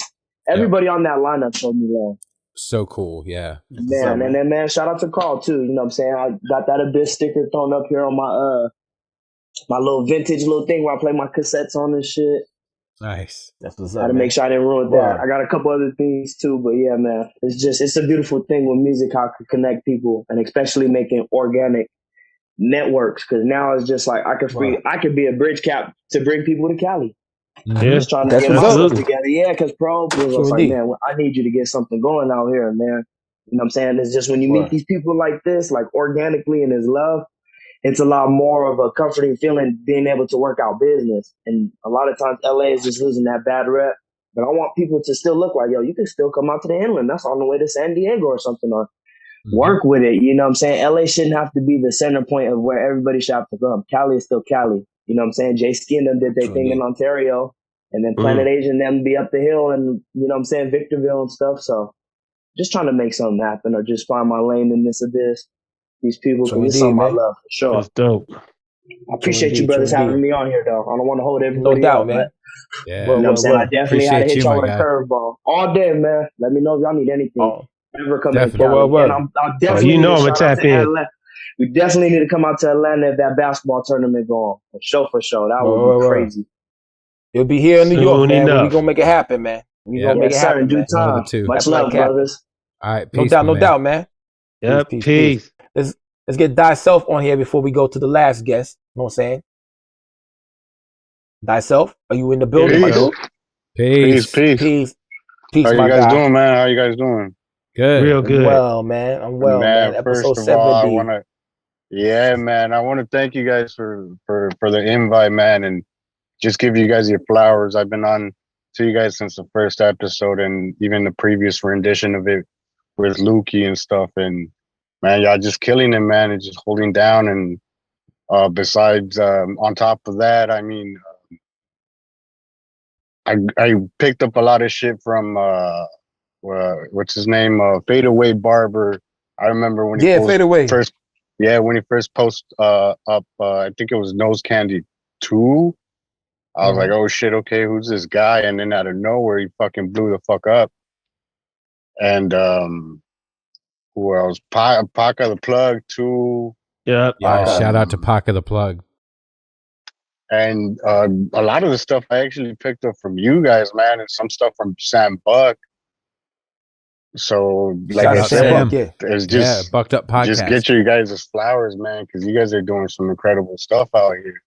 We appreciate you because you stay being one of the main people who reposts and shares whenever we drop an episode, man. So we appreciate you a lot for doing that, man. Thanks for the support. Yeah. Nah, man, for sure. Anytime, man. You guys' antics is fucking gets people through the day and shit. Lukey wilding out here. Oh my god. Yeah, my bad, man. You know, don't judge it's all me, good, man. Don't apologize. My bad. Don't apologize. Yeah, it is what it is, Lukey. You know, you got self-defense. I ain't pistol whip nobody or park on the side of the street where you ain't even supposed to park and just go to the Waffle House and shit like that. Like, so what? Jab. Anyway, yeah, whatever, man. Don't judge me. Yeah, I'm just rocking and rolling. Boom. Let's get to these picks, though, my dude. Who you got for album of the year, man? It's probably gonna be an easy cop out, man. But I'd say that Gucci Ghost. That shit is ridiculous. Well. I mean, yeah. But that Kiss of the Ring is right. I mean, Kiss the Ring is right behind it. Hey, yo, real quick. One of the greatest thing about this Thyself is that y'all are coming on here because easily we could have made this survey and rigged it. You know what I'm saying? And be like, hey, this is who we picking. This is it. We could have dictated the terms. This is who it is. No, man, so, we ain't tastemakers. We ain't gatekeepers. That's the one thing I think I'm very proud about this platform of ours. We're not out here trying to push our opinions onto anybody. It's all about sharing knowledge with all of y'all. Go ahead. Yeah, get another one of them. We're just talking our shit. Yeah, we just talk shit, man. But the main thing we love to do is it's about the abyss, man. It's deeper than just the surface level. It's a lot of light that needs to be shown on a lot of dope people out here. And there's a lot of people that are appreciative of finding out about new shit. So, and hey, if something we say ends up spurring, let's say, a rapper to elevate himself to such a level that he becomes undeniable, then what? I mean, I guess hey, maybe we put that spark in somebody that made them say, hey, you know what? I'm going to be the rapper of the year because how dare they not say that? I mean, if that's the case, so be it. Yeah, for sure, I guess. Man. Yeah, because I get a motherfucker writing. Okay. Facts. All right, so who you put down? Who is all right, so you did Gucci Ghost album of the year. Lukey's back with his fake beer, Mike Hard's Lemonade. Who is your producer of the year? I'd say that entity known as Big Ghost and all his shooters. Because man, every time he comes out, I was really surprised to take it back. But when he took out that Con album, I was really surprised it was his production because it seemed like it was different from anything else, but it was still Big Ghost, if that made any sense. Yeah. Yeah. No, I know what you mean. I fuck with that. I fuck with that explanation. You gotta like stuff like that. I agree. Yeah, man. But I fuck with that. You explained it pretty well right there. He never like seems to disappoint, or just disappoint. Surprising all the time. But it's just like you know it's gonna be Big Ghost, and you know they're gonna come with some.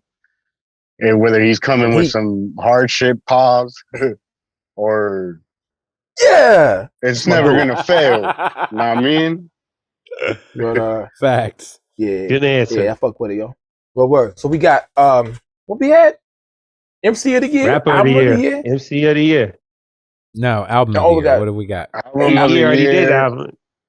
Did you already do album? Oh of the yeah, year? yeah. That was a Gucci Ghost. That's where we started. So sure. I mean, okay. I guess it's an. Should we assume or no? Let's let you say it. Who's your rapper of the year?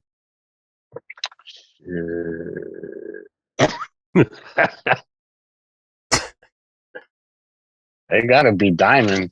They gotta be Diamond, man. His head's not gonna fit on the screen. Damn it! Like he did not play. Pause. Like you guys mentioned, you missed that. Yeah. The first interview, and then he came back for the second interview. That shit was empowering, man, to a lot of at least to. I feel like he was mad at me in that first one. You said the key word. It's empowering. You know. Yeah, what I mean? man. He flipped, and in a very good way. And not saying that he wasn't taking his craft serious, but I mean, you can tell that the switch was on after that. Yeah. And he was just like, "Yo, let's go." Yeah, word.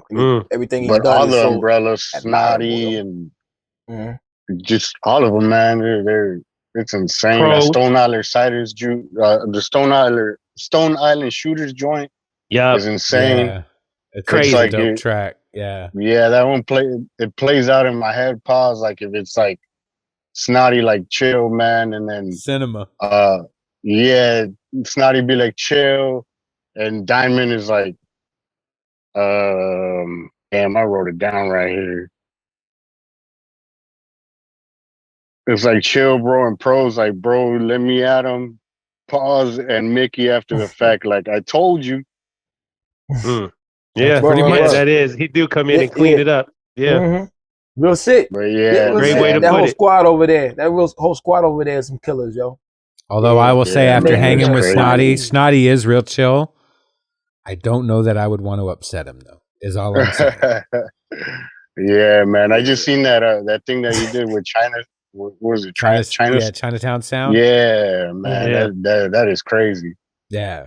So indeed, yo. I'm always going to be grateful for Snotty for saying that St. Louis line. Yeah. I'm all about that shit, yo. Boom. But yo, boom. We got to get to our final guest right here. We got to do with thyself. Thank you so very much for coming on the horn.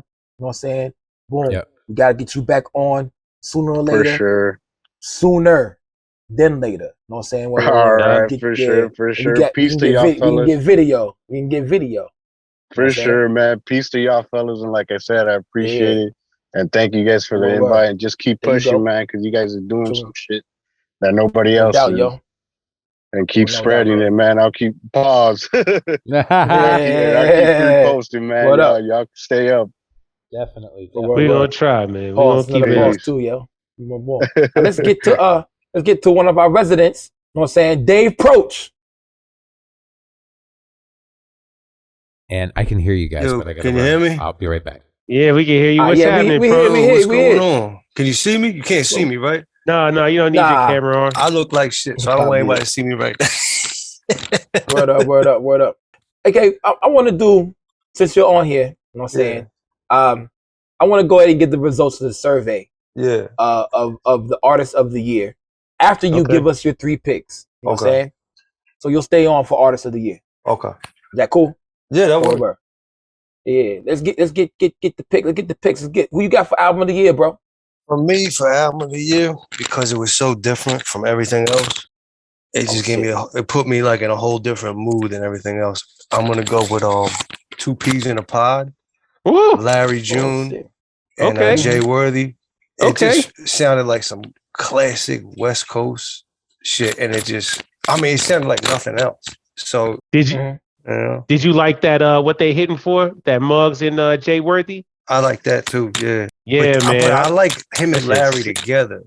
Yeah, together. Yeah. The team of them is really good. Yeah, I like him and Larry together. It's just so different than everything else. My bad. You know? So, yeah, I fucks with it heavy, yo. I do like that combination. Very good pick. I like that combination. And I've been jogging more and whatnot, and it's just good jogging music. It's just like it gets you up and moving, man. So I like that. Yeah.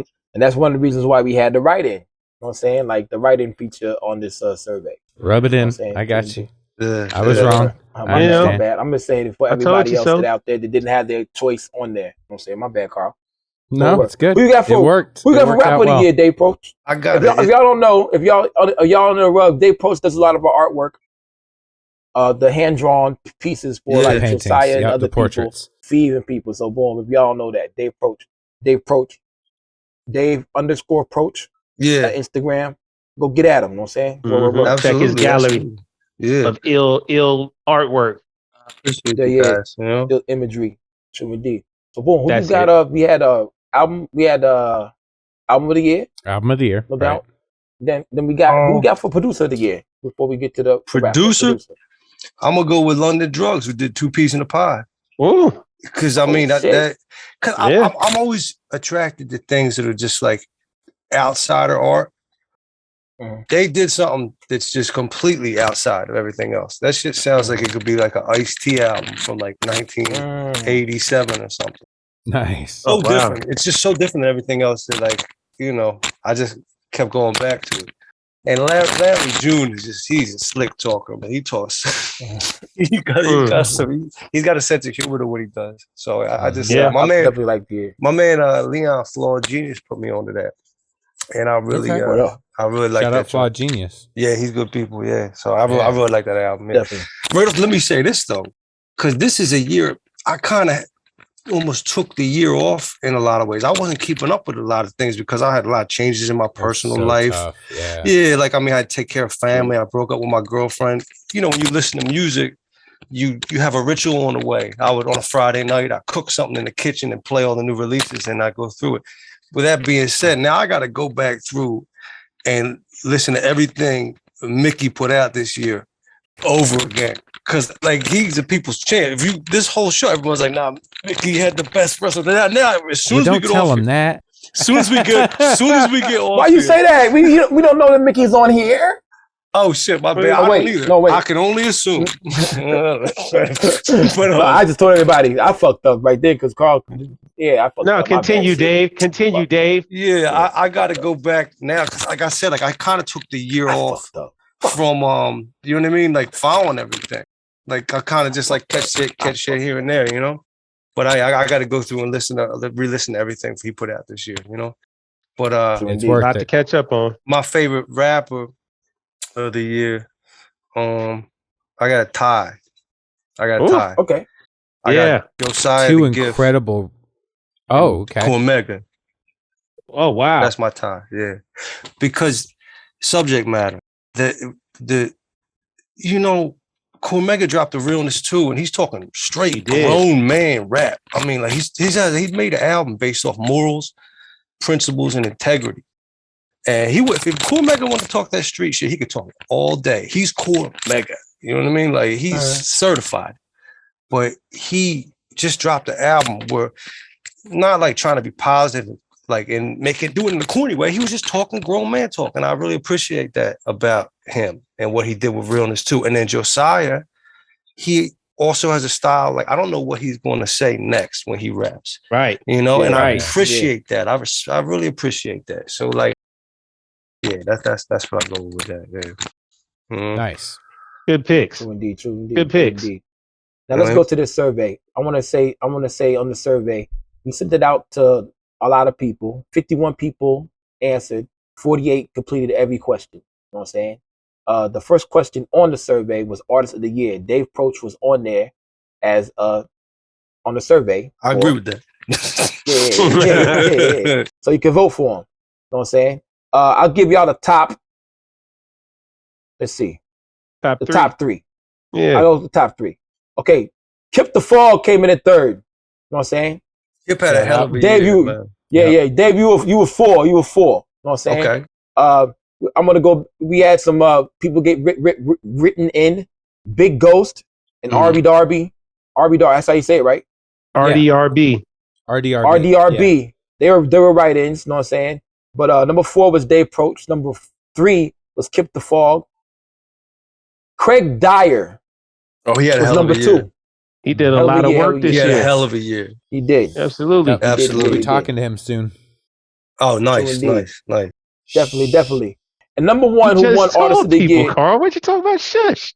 You two, Lukey and Carl, boy, y'all can't hold water. Edit this. I edit this. I can mute that out. Yeah. That's why I couldn't be on the podcast. I just blurt shit out myself. I'm like, I can never be on the show every week. I just blurt out shit. I ruin everything. I like it. I like a little teaser. I didn't say when. Yeah, you didn't say 2023 is a big year. Yeah. You're right. And our number one Artist of the Year that the people voted for. I didn't vote in here. You know what I'm saying? The people that were on the list. Like I said, Mickey Diamond could never vote for Mickey Diamond because we didn't send the shit to Mickey Diamond. We didn't send it to him. So we didn't send it to Mickey Diamond so we could send it to like 80 of his homies to vote. You know what I'm saying? We didn't do it like that to stack the vote. Nope. I planned it like that. Number 1 Artist of the Year is Seppington. You know what I'm saying? Seppington's been holding it down and been an inspiration for a lot of people. He earned that, you know? So many in every single way. Were really dope. What's your favorite piece that he did this year? I mean, I guess it would have to be. Did he do that? Ghost Dios and Conway? More. Well, he did. Yes, he did. He did do the Ghost and Conway, both versions. The one with the Guns N' Roses version was my favorite. Yeah, I like that version. Yeah, he did both versions. The Mickey Diamond's cover he did. I did too. I thought it was really cool and used some really cool elements. But honestly, for me, it was the Dios es Amor. Yeah, Dios es Amor is. It was just so vibrant. It was beautiful. Yep. Like that's a painting I would hang in my house in a minute. I was at his show too when he had the show in Brooklyn, and he's a good guy, man. He's good people. Yeah, man. So he opened up this lane for guys like me, you know. Yeah, so definitely a lot of people. He earned it every single way. He was originally supposed to do the Swift and Changeable cover for. Oh wow! Really? That's how far back he goes. You see what I'm saying? Like. So he's got deeply rooted in this lane. So it absolutely, you know. Lukey, where are you? We go. All right. Okay. I'm in the chat. You yeah, see but me? your picture's gone. Yeah, that doesn't matter. He'll be back. Over. Approach. Thank you for go. coming on the joint. You know what I'm saying? Thanks for having me. Yeah, definitely, man. Hey, sorry about the long wait. Thanks for doing all the ill-ass graphic representation that you do for all of the artists that happen to come on here. Yes, thank you. And end up being blessed with your interpretation. But thanks for everything you do. Yeah. Oh man, shoot. We got some good ones coming up for you. I'll do every if I could do it, I'd do every episode. I just I can't, but man, like because this is a renaissance, man. Like it is. If you're lucky enough to live through one of those, you don't walk out on it. No, it's absolutely not. Like a special thing, man, and it's beautiful. To be a part of it is, it's a you're knee deep in it, man. It's a wonderful thing. I appreciate you guys, man. Definitely. No, we appreciate you. I'm down. All right, man. Well. Dave Proch, we love you. We thank you for everything you've done for us. You know what I'm saying? Well. Yeah, the love is there. Now, check it out. Before we go to Producer of the Year in the survey, bring this motherfucker on real quick, yo. Is it let's bad talk to him. Video? Yeah, let's talk to him, man. Put him on there. Oh shit. Oh, yo, boom, hold on. Hey, yo, Mega's on the joint. No, it's we'll get to Mega in a second, man. Let's talk to that man. He's been waiting long enough. Let's pop some video in for this guy here. Yeah, man. Go ahead and turn your there you go. What is up, my guy? There he is. Brother, was the good word, my niggas. Oh, you know. I gotta say some shit real quick. Chilling. You know what I'm saying? We're not gonna take too much of your time up tonight. I'm glad you're on this joint. Doing the top 75 joint. You know what I'm saying? I remember you was going back and forth about you was mad. And you came on the show. You was mad too. Wait. No. It was his passion. It was wrong words. Wrong. Mad is wrong, but you was passionate. You know what I'm saying? But you came in with a fire for sure. There you go. Not like you mad. Not like that. Yeah. Yeah, no, not shout out Cameron. No, not like that. Yeah. It had me in my bag, though. I ain't gonna hold you. You know what I'm saying? I was already on the tear anyway. You know what I'm saying? But that y'all definitely lit a fire. That you feel what I'm saying? It wasn't even. But look, I want to clarify that though. It wasn't just y'all. It was just a list in general, bro. Like, you know what I mean? And it wasn't even just me not necessarily being on the list. It was the lack, therefore, of my team, bro, and how much work we put in last year and we made last year. And I'm seeing the list, and I was just seeing people that I would consider no longer underground. You get what I'm saying? People who have excelled past this, or what we call, or what y'all call the abyss or whatever. You know what I mean? Right. When you have a name, you're no longer underground. Don't get me wrong. I could be headed towards that same shit. You know what I'm saying? But as of right now, you know, I'm still underground. You know what I mean? And I just felt like that top 75 should have been saved for niggas like me and niggas who in this realm. If you want Packer and shit like that, you feel what I'm saying? Then you belong on that list. If you was at the Rock Nation brunch, you don't deserve that list. You get what I'm saying? That's a good cutoff.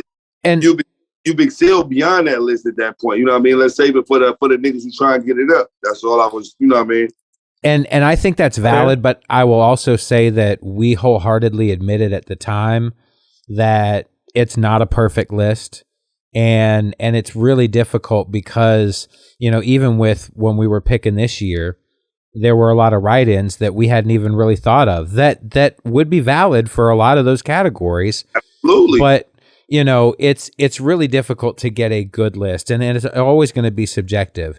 That being said, that was, I literally just sent the message 2 seconds ago and text somebody and said everything is subjective, bro. Like, you know what I mean? You know what I mean? That don't make it on the list. Don't mean you ain't working hard enough. It just means you're not on that specific group of people's radar. That's it. Work harder. There you go. Yeah. I also want to point out episode 4 for us was Pro Dillinger, who had come on here and basically announced that the umbrella was going to be a thing, that the umbrella, and this was late into the year when we started the podcast. So we're talking like September or August, somewhere around there. And from that point, you guys as a collective went on a tear. And there's been a lot of talk before you got in here today about you as Rapper of the Year. And I think the saddest part of that is it will in some ways overshadow what an unbelievable year Pro Dillinger has had as well. And what a great year Ty Ferris has had and a lot of other rappers. But for me, I mean, I can't look at the quality of the projects that you dropped this year, the way that they sold out, having them on vinyl, working with dope producers. It wasn't a race for me as far as Rapper of the Year. And Rome, I think, had an incredible year, and he was the closest I would come in my personal pick. But I don't know, man. It was just, to me, it was undeniable. It was just a crazy run. As from an outside, like speaking in, like if I weren't myself, that's how I try to do a lot of my shit. I try to make sure that I'm appeasing myself as a fan as well as, you know what I mean, the artist that's creating the shit, bro. I mean, from the party looking in, bro, if I were myself, I had to say the same thing, bro. Like, not trying to be funny, but nobody did it like I did it. I'm talking about even people on a larger scale. Nobody did it like I did it this year, bro. Yep. That's a fact. I didn't miss. I didn't, you know what I mean? Like, and that's what I mean by the game is subjective. It's like, you know, even with everybody screaming on Mickey Diamond, there's still certain parties and that won't acknowledge, or I'm not going to be on their list, or, you know what I mean? It's like you can't appeal to everybody. You know what I mean? No. You shouldn't have to worry about that. You just like you said earlier. You can't worry about it because at the end of the day, bro, what's meant for you is what's meant for you. And this is the thing that I'm learning about the underground. And for anybody who on the underground and you got some shit shaking and moving, this is for you. So there's a whole world outside, right? Let's say there's 8 billion people on the planet. You don't need 5. If you can get 300 motherfuckers to get behind you and loyally for everything you do, you might not be Jay-Z rich, but you can live off your talent and survive. That's and that's it. And once that shit, Mickey. And once I started honing in on that, I started realizing that, you know what I mean? Like people that this is the other side of the underground that they won't tell you. A lot of those features, when you can't wait to work with some of those guys that you couldn't wait to work with, there's no money attached to that because it's a mutual. They're not paying you for your fucking verse. You know what I mean? They looking at you the same way you looking at like, nigga, I'm such and such. You know what I mean? So you start climbing those ranks and you got to start making better, smart business decisions depending on who you work with. You know what I mean? And as you start business, you'll start analyzing other people's business and start putting two and two together and realize everybody who you look like or who you think is moving in a positive or upward trajectory is not necessarily doing so. You know what I mean? And time will always be the real tester and show and teller of that. You'll know if I'm really doing what he, you know what I mean? Any like how, okay, prime example. I remember last year in 2019, telling me and Snotty and all us, we gonna make niggas know who Umbrella is. Okay, 2020 came. We made niggas know who Umbrella was to a certain extent. 2021, we made niggas know who Umbrella was a little bit more. 2022, we made it. You get what I'm saying? So it's gradual steps and so forth and so forth. You know what I'm saying? But but the trajectory is still looking upwards. It's not like for 2019, you was like, oh, these niggas is fire. And now it's like 2022, you like, oh yeah, whatever with these niggas. You know what I'm saying? The trajectory went up. And you're developing a hardcore fan base that's gonna fuck with you all the way through. That's what it's about, bro. I'm not trying to necessarily cater to anybody outside of whoever's fucking with what Mickey Diamond does. Because that's how you make the money. You know what I'm saying? If you don't fuck with what Mickey Diamond does, that don't mean I'm whack. That don't mean I'm not a lyricist. That don't mean I'm not spitting. That don't mean I'm not hard. That mean whatever I'm saying and whatever beats I'm picking ain't appealing to you. You feel what I'm saying? Prime example. They got shitty taste. Prime example. My man just said that Jay Ware, and I love listening. I've been listening to Larry June since 2015, well before when Larry June was doing trap music. You know what I'm saying? Sock It To Me Part 1 and Sock It To Me Part 2. You know what I'm saying? And shit like that. Like I've been on Larry June. I fuck with Larry June. I would never, ever, ever, when you ask me album of the year, I would never, ever, ever think to say fucking Larry June anything. Because I don't for him the kind of lyricist. And Larry June is dope. And he can rap with the But that's not how you put that's not the box you putting him into. I know what you mean. Rap music, you know what I'm saying? It's too many niggas that can rap that put out you know what I mean? So everybody's list is going to be subjective. So not making the list is not a bad thing. It just makes you radar. But I think what my whole mission is to exceed and at least if I make an album with 8 songs on it, I don't care if you don't like nothing but one. You might not like all 7, but you're gonna like one. And that's my whole thing is like I'm not trying to please everybody.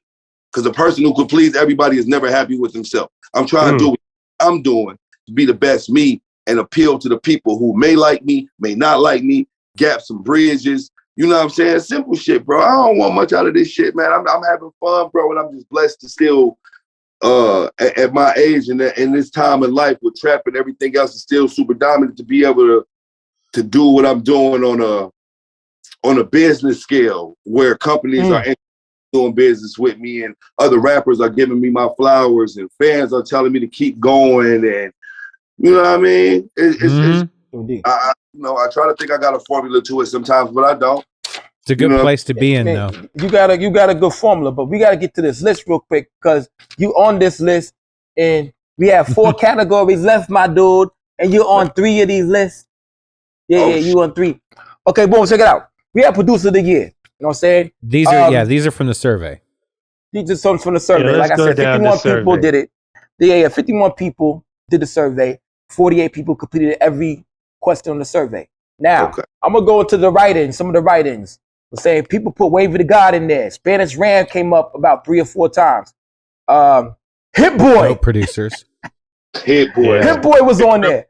I'm like, See, look, no, Hit Boy don't deserve to be in the... But the thing, I can understand them. He made them Nas projects, though. Exactly, because the Nas projects are considered underground projects, you know how you looking at it. So I can see them slide Hit Boy in there. He making and catering to what we going. They trying to capital, they try to get on what we doing. You can't knock that. So it wasn't a mainstream. I'm knocking it. I'm knocking it. That King Disease 2 was with Black Lives Matter. Yeah, they matter. Oh, I forget who said that shit on that shit. Yeah, they matter. I forget a Little Dirk or somebody. No, Hit Boy canceled. Who yeah, that? I don't want Wino no Willie. Boy Big up to Wino Willie. Yeah, big up to Wino Willie. I'm gonna give you to the top three till we go to the next one, the next category. Finn came in third. That's a fan. But he tied with Nicholas Craven, so that's no saying word. They boom. both, then we go. They both definitely they the killers. Now, 4 points separate these last two. Future Wave and Big Ghost. Future Wave came in first, Big Ghost came in second. And that's what we have been saying on this joint right here. Wow. Yeah, that's crazy, huh? Future Wave beat out Big Ghost. No. It's crazy. No, it's not crazy at all. That's crazy at all, but I'm saying it's crazy because all the results that we've had today, you've been hearing those guys and Nicholas Craven. You know what I'm saying? Yeah. So all those guys is true. 1, 2, and 3. You've heard those guys all day. So I think the survey prevailed in a way. You know what I'm saying? Because you're hearing the people listen to the show. It's subjective because at the end of the day, it's our show. Listen, check me. The same way Finn and Nicholas Craven tied, I feel like Future Wave and Ghost tied. Yeah. I mean, boom. But that's why we did the survey. You know what I'm saying? It came up with percentages. You know what I'm saying? Exactly. But it's people that listen to our show. Now, someone listen to No Jumper would probably have a whole different list. Right, exactly. Yeah, so boom. So our show, I think our shows are really the purest of this. Well, it's not even. But here's the thing, man. This isn't even everybody who listen. This is just a small segment. This is just This is just the people who responded and who participated. And I think this is a good starting point, cross section of a good starting point of discussion, especially based on what we've heard so far over the night. I think it's a fair representation too. So yeah, I feel like you said, I think the survey is justified just based on what we've been hearing so far. Absolutely. Primo Jab, Carl, would you like to add to this what you said about the producer of the year real quick? Producer of the year, do I want to add in? I mean, do you want to say anything about it? Until we move to the next category. Before we do go to the next category, I like the fact that Spanish Ran, Wavy the God. Yeah, he popped up. Yeah. Both of them. Spanish Ran did a lot of work this year. That's my dog. I fuck with Spanish Ran. He was Spanish. He was working. The church. Yeah, absolutely, bro. I love everything Spanish Ran do. Me and Spanish Ran, we had the Price of Love record this year. That shit was fire. Exactly. Yep. He did a bunch of little one-offs. Yeah. He had the compilation album. I think what is it? Better than a long way home, a long way to reach heaven. Came out at the beginning. Yeah, a long way to heaven. Yeah. That was earlier this year. Yeah. So I mean, yeah, man, Spanish Ran, and then him and Tree Mason, him and Mad Hatton. I mean, he did a bunch of little projects. He dropped he had like 2 or 3 joints with Blue Azul. Yep, Blue Azul, 2 or 3, exactly. Yeah, he tried. Spanish Ran was working. So I'm glad he got some recognition. Working all year. Future ain't been working all year, and Ghost been working all. That's why them niggas in the top. All of them. All them niggas been working all year long. All year long. Yeah, man. Absolutely. Said Ran got me maybe going into confession. Hey, bro. Real church, Yep. But there's a lot of it's a lot of good people shaping the soundscape, man. That's all I had to say. Go for it, Carl.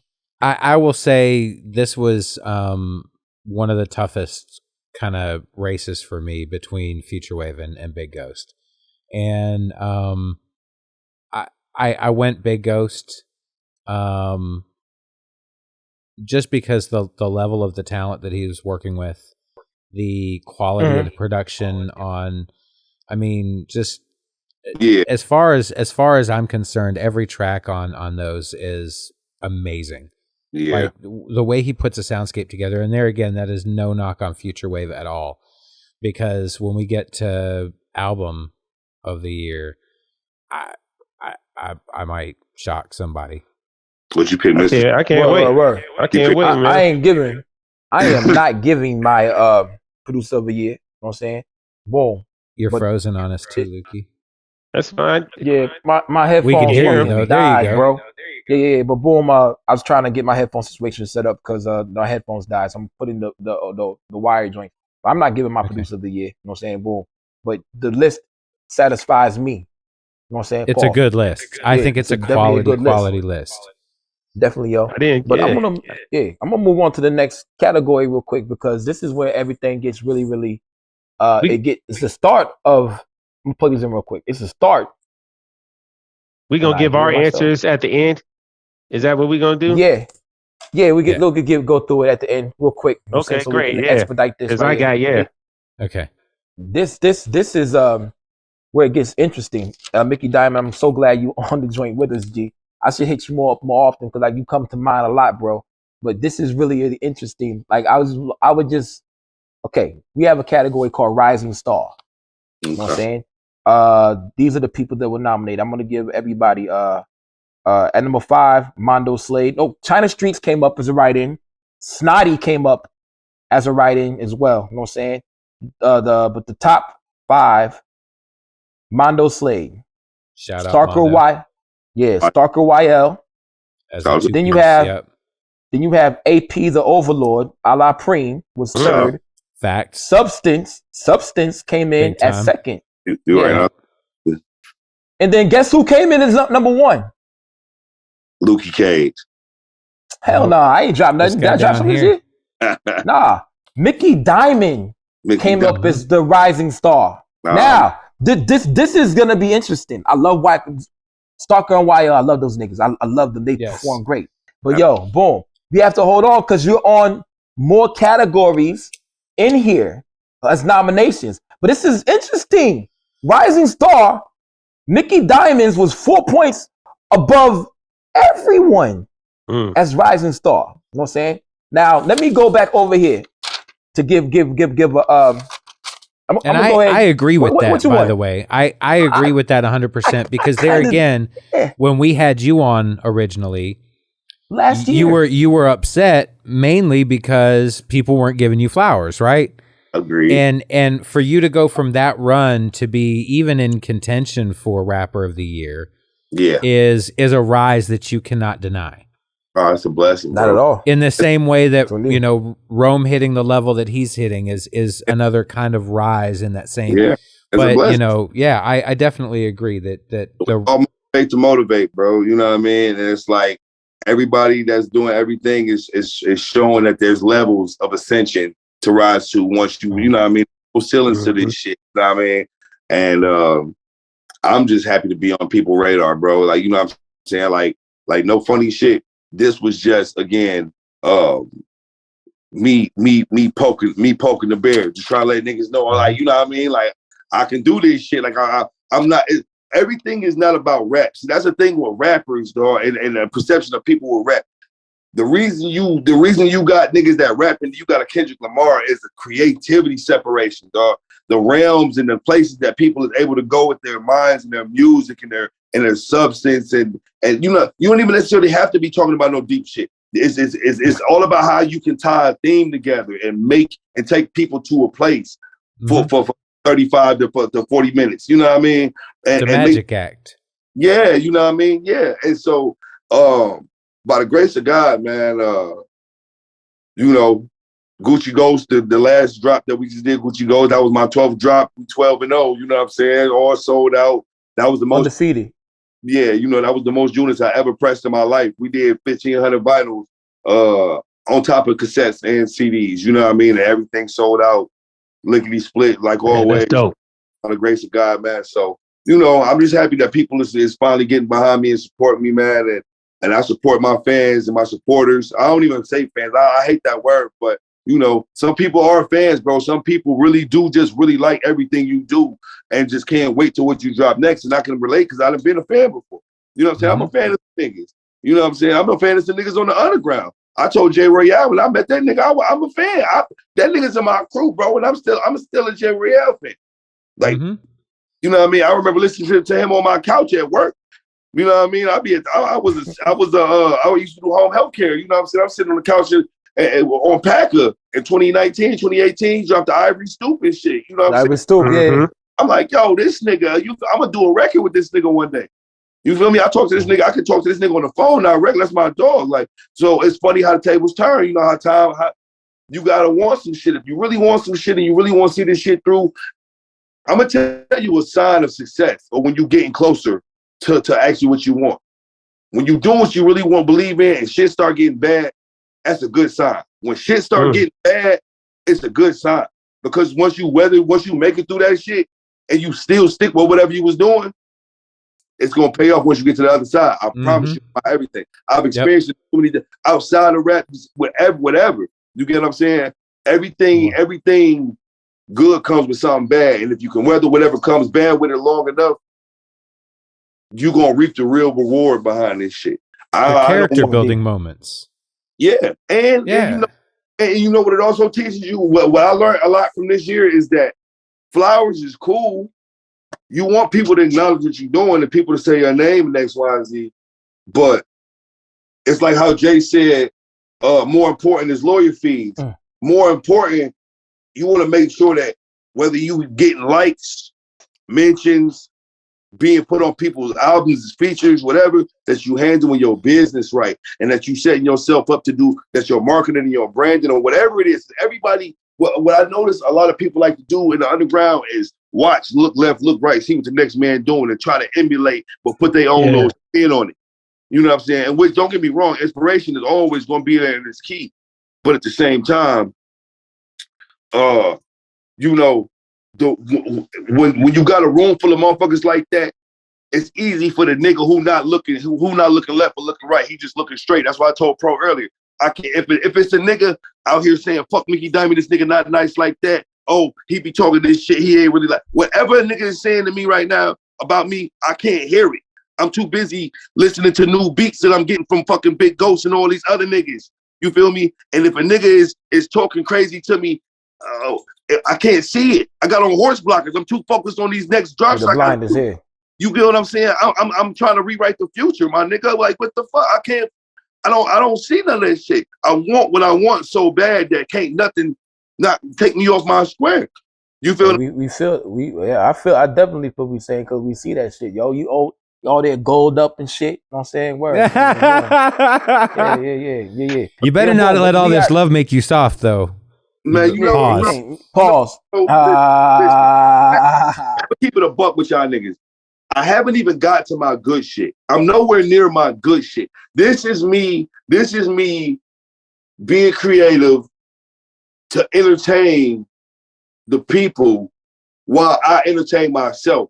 But when I start deep delving, like No Liquor Before 12 was a touch on it. But when I start deep diving and really start giving niggas pieces of how I really think about shit, it's going to show. You know what I'm saying? I do shit like that's why, if you notice, I always got a theme to everything I do, because I want to be able to take you different places. And by me having themes, I get to separate the music. It's the same nigga rapping. I might not be rapping 50 different styles and all this shit, but I'm taking you to a different place. When you listen to this album, the beats match the concept. What I'm talking about match the concept. You're going to hear this uttered over and over throughout this album to remind you what project you're listening to and so forth. I'm going to take you that place. You know what I'm saying? That's so when going forward, bro, I got so many dope producers I'm going to be working with. So many people that, like, I just got a Wino Willie pack. You feel what I'm saying? Nice. Fucking Future Wave. I ain't never spoke to Future Wave a day in my life. Future Wave just hit me this morning and said, keep going, keep your foot on these necks, nigga. We see you. You feel what I'm saying? I'm supposed to be doing something with Finn. Me and Ghost. Me and Ghost Ghost. We still, you feel me? And I don't know what time it is. Niggas might want to check the clock at like 12 o'clock and see something. It might be something on the floor at 12 o'clock tonight. You feel what I'm saying? Come on, man. Maybe. Only, look, I don't know if niggas believe in ghosts or not. Wow. Hey, what is today? I can't look at my phone, my thing. What's today's date? Today is December 23rd. That's the day this episode is. No, when this episode comes out, it'll be the 27th. Can y'all see it? And when the day I see it, Carl. Day after airs, the vinyl for what's about to come out tonight is going to be coming out on the 28th. So the physical. Oh, wow. You feel me? Oh shit. So the other joint out right now, huh? You can talk about it, yeah. Yeah, I can talk about it now. Yeah, Gucci Ghost coming out tonight, 12 o'clock. You feel me? Gucci Ghost 2. You diabolical motherfucker, you. Gucci goes. Yeah. It was. We talked about it. No, you know what I'm saying? We talked about it, yo. Yeah. Hold tight. We gotta get to these last two categories. I'm gonna talk about it. Primo Jab, add to it with the analytics. Cause it's important that we have to motherfucking you said run that shit up. Definitely run that shit up, y'all. Yeah. This is very important. Analytics. I'm gonna go into the MC of the year. We had a couple good write-ins. A-Sun Eastwood, Crime Apple. What are the write-ins you see over there? Primo Jab for MC of the year. MC of the year, SD Knack, Ransom. Yes. Ransom popped up. Brought up a lot, which I think is only right because he was monstering shit. Planet Asia. Planet Asia put out a bunch of work this year. Yeah. Per usual, he rhymes at a whole different level. He's mechanical. Out, bro. That nigga's like God level. Like, you know what I mean? Well, he's still with us though. Yeah, he is with us, but he's 100%. But he is, but he's beyond us. That's the reason why we didn't put him on the list. That's true. Because we all want to be like him. Even Will.i.am and that's like saying Michael Jordan wasn't in the NBA. He was. Everybody wanted to be like him, but he was still playing in the NBA. Tyrone Lue. He was still in that league. Let me get to some of these results though. All right. Since Ransom was not even on the list, he was written in so many times. He's just underneath Danielson. Danielson came in third. Second for MC of the year. Danielson tied for third. Boldy James. Yes, but Ransom was written, so Boldy James is a three-way tie. And Ransom was a three-way tie for third. Yeah, that's crazy to me. That's dope. Mm-hmm. Shout out Boldy. Number 2 on the list. Crazy this year too. True indeed. Number 2, he did. Number 2 on the list was Wrong Street with one album, European tours. You know what I'm saying? In documentaries. The movie, had a sex scene. You know what I'm saying? Boom. But number 1, okay, what we said, the rising star was Mickey Diamond. You know what I'm saying? Yeah, I was number 1. The number game for MC of the year. Who's that? Mickey Diamond. It's like hands down. Not me. But it makes sense. It makes sense, doesn't it? This year, bro. Yeah, bro. Listen. Yeah. I mean, it's not too many niggas that's not. Let me put it like this, bro. I remember when I first got into the underground, bro, and I was watching what was going on. I like to say I brought the trifecta back. And only so many people can pull the trifecta off because the labels don't want to fuck with you if you can't bust the numbers. But the trifecta is you getting vinyl, tape, CDs, and cassettes. Flea Lord perfected that. The first person to perfect that was Flea Lord. Flea Lord came on the podcast and told you'd have 3 ways to make money so you don't have to fuck with streaming. Tapes, CDs, and vinyl. Then you have your merchandise with your T-shirts. Merchandise. Yeah, so boom. You got your feature verse money. Then you got your physical back ends from when you get your physicals from your vinyl deals that you sell. Oh yeah, you can send too. Yeah, you know what I mean. It's a bunch of different ways that you can maneuver if saw that. You know how to operate. You get what I'm saying? It's about knowing again. It's about knowing how to operate. So again, fuck how good you can rap. Is your business good? Business, yeah. I mean, but you still gotta rap good to get those records. But sometimes you do. Sometimes you do, or you have to rap good first, then you can start sucking, pause, and then your fans will still love you and buy everything because there's a couple guys out there. They support Big Scoop, when you said that guy is better than that guy that you say is better than that, I'll tell you in the message, man. Whatever. Yeah. But we gotta go to the next category again because you come up again in this joint. Album of the year. Oh shit. The funny thing is, good write-ins here. Fluorescent Mud was written in. Riggs Gold with the mugs. Yeah. Absolutely. But here's the top. Fluorescent Mud 3 was crazy. Wait. Sun Tzu and Elephant Man's Bones tied. It's Danielson, Future Wave, and we have Elephant Man Bone with Alchemist and Rock Marciano. Mm-hmm. Now, who was our top categories for our top 2 people for Rap of the Year? Rome Streets came second. Rome and Mickey Diamond. And Mickey. How about Kiss the Ring and Gucci Ghost tied? Damn. Wow. That's crazy, man. These numbers are wild, man. That's why. I don't know, man. I like this. Rome, bro. I met the boy. I met Rome earlier this summer at Supply and Demand, bro. Cool dude, bro. Yeah, I should have hosted that. Go ahead. Niggas like him, I'm keeping a buck. Niggas like him should be inspirations to everybody that's trying to do what we do, because at the end of the day, I remember seeing Rome Streets. He had a joint called The Policy. This was years ago. This was probably like four or 5 years ago. He had a joint called The Policy. And I saw the video, and I literally told my man, this nigga, I could just spot certain niggas who gonna be somebody, though. I said, this nigga, he gonna, you know what I mean? So when Griselda finally, when Griselda started sniffing around, I knew it. You feel what I'm saying? It only makes sense, bro. He was domineering shit. The only thing I want to do different than what he's doing is, no disrespect to nobody business moves and none of that shit, is I want to stay fully independent. I want to build up umbrella from the bottom to the top. So whatever I got coming that's meant for me and meant for my team, that's all I want. You get what I'm saying? If we touch millions, we only touch hundreds of thousands, we only touch hundreds of thousands. But I want to just, you know what I mean? I don't want to become a part of nobody else's entity. He had a wave, bro, going so crazy that I just feel like, you know, the Griselda move was a great move business-wise. But he would have reached those same levels if he would have just held it, kept doing what he was doing. You know what I mean? A year or two, he would have just been Rome Streets by him. He would have been doing the same numbers, just Rome Streets. Yeah. I beg to differ. I beg to differ. That man's on ESPN now talking to Jalen Rose after this album, bro. There's certain people and connections you can make, because he's with Griselda, but it's not like he can't go back and do an album with Future Wave again, Razor's Edge Part 2 and stuff like that. He just got all these extra connections. He got put in front of a larger fan base. You know Death and the Magician Part 2 coming. There you go. Great business decision. I'm not sure. Great business decision. I can't speak on no man business. What I'm saying is, if I'm able, let's play this with this big ghost shit. Let's say this big ghost shit. We sold 1,500, right? Now, I'm not going to say them my numbers. I ain't going to say them ghost numbers. The me and ghost numbers combined together, okay. Now, let's say the next drop I do 2,000, just me. It's just me. And I sell out 2,000. That's all your money.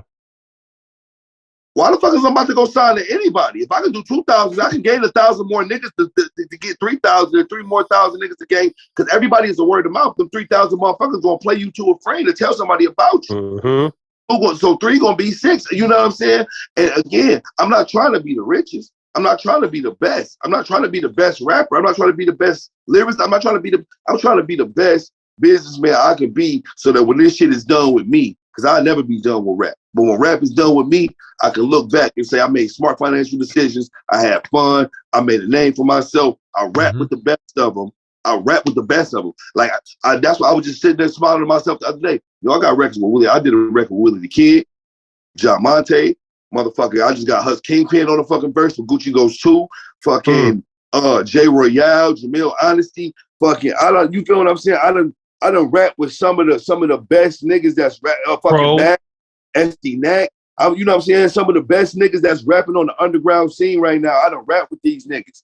And it's an honor to me, because again, I'm a fan. You know what I'm saying? Indeed. The shit is way more important. That's why when you hear me rap, that's why you get what you get from me. Because you're not just getting a rapper. You're getting a rapper, a fan. I'm listening to this nigga verse in amazement. Like I never, you know what I mean? Like I'm a fan. I'm like, yo, then my rapper kick in. Like, hold on, bro. You feel what I'm saying? I'm on this motherfucker too. True indeed. But I'm still saying, I don't think Ron would have been on ESPN. I turn on the TV. I don't even know that nigga supposed to be on ESPN. I turn on the TV. I don't think he would have been on ESPN. Well, let me ask you this. That shit, yo. Nah. Let me ask you this. Why would you say something like that when at the end of the day, he's not the first underground action browser was on ESPN? Yeah, but he's on, you have to understand, he is a chef and had his own TV show. He wasn't talking to that nigga about food. And the point is, I know, but he had the connections with the network, though. You got to think how early on that shit happened. That interview was the shit that caused him and Ghostface beef. Think about it. That shit was like 7. Yeah, but he had connections with the TV show networks first. That was early on. He didn't get on there off the strength of being on Vice. He got on there off the strength of him having the connection with Alchemist. The Alchemist album that it came out, and Jalen heard that. He had Jalen is underground head. I got. I know Little B was on there too. Little B was on there too. Like, look, wearing a grandma hat with dangly earrings. Yeah, yo, I remember that. I can't believe we remember that. I can't even remember that. I remember that. Yeah. You know, he was out there bad. The grandma hat. He would have still got there regardless too, my nigga. Like, I agree. Yeah. I kind of agree. You know what I'm saying? But that quick, that was quick, bro. Bro, and like I respect those moves he made, super made. You know what I'm saying? Word. You can't not respect him because anybody in that man's shoes would have took that same shit. I'm just, again, everybody's supposed to learn from their predecessors. At this point in time, Rome streets, regardless of age, he's a predecessor to me. I'm watching what he's doing. And I see that.